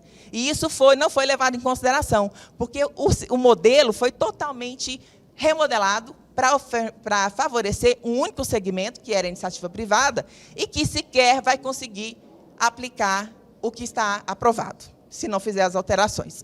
E aí, agora é a pergunta de fato, eu prometo que não vou falar mais. A pergunta que eu quero fazer, né? Todas as privatizações que aconteceram, e a gente sabe que esse modelo, se continuar dessa forma, vai ser as privatizações das companhias, todos os modelos, sem exceção, os estados ou a União, né, os executivos tiveram que criar um estatal para administrar o passivo, a massa falida. Que, na verdade, né, assim, a gente vê as estatais hoje, muitas delas são autossustentáveis, então, mas que mesmo quando você faz a privatização, fica uma massa falida. E essa massa falida se perdura por anos, que a gente paga. Então, além do serviço que vai gerar lucro para o privado poder fazer a distribuição de dividendos, a gente ainda vai continuar pagando a massa falida. Então, assim, os modelos que a gente tem hoje precisam ser ajustados. Então, como fazer isso? Como fazer isso de forma transparente? Porque foi falado aqui a questão de tarifa, enfim, muitas empresas já têm isso, claro, né, já tem uma contabilidade regulatória aplicada, que o que é? Os seus custos abertos, você sabendo qual que é, de fato, quanto você paga, tanto por metro cúbico de água, quanto por metro cúbico de esgoto, até porque é obrigatório, e aí as agências reguladoras já nos cobram isso e trabalham efetivamente para que isso aconteça. Se tem alguma empresa que ainda não ajustou, elas vão ajustar com certeza, isso é questão de prazo, mas o que me chama a atenção é exatamente isso. Como que o Estado, como que a União, né, como que o próprio município vai fazer essa administração dessa massa falida de maneira transparente para demonstrar para a população que ela não está pagando o serviço 2 ou 3 vezes a mais. Meus queridos, assim, eu sei que a pergunta, todo esse discurso é importante, mas não tem que ser simplista, porque nós já estamos sendo expulsos daqui. Não, já falei. Infelizmente, e a gente agradece a participação de todos. Infelizmente não pode, tem horário cumprido. Aqui já encerrou às 18 horas a comissão, mas não tem pessoal que trabalha. Então, infelizmente. Mas aí precisa responder. Porque não tem ela responder, ela perguntar. Aí eu estou a favor dela. Ela precisa ter a condição. Você queria falar? Eu duvido que alguém tenha resposta à pergunta dela. Se alguém tiver,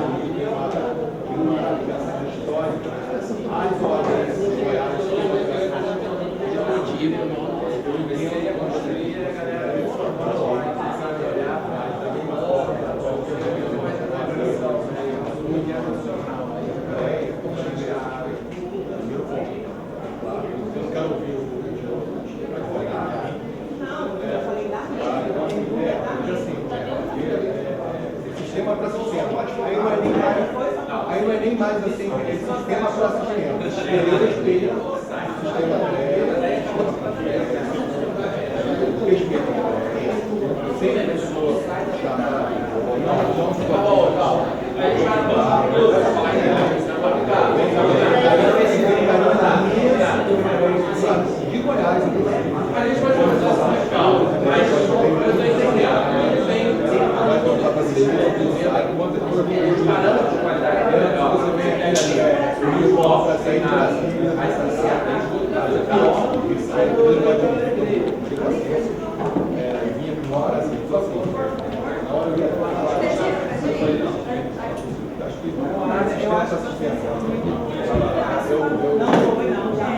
Eu nem falei, talvez você tenha um contexto, eu quero falar só para ajudar. Eu entendo as críticas, mas eu falo para você assim, eu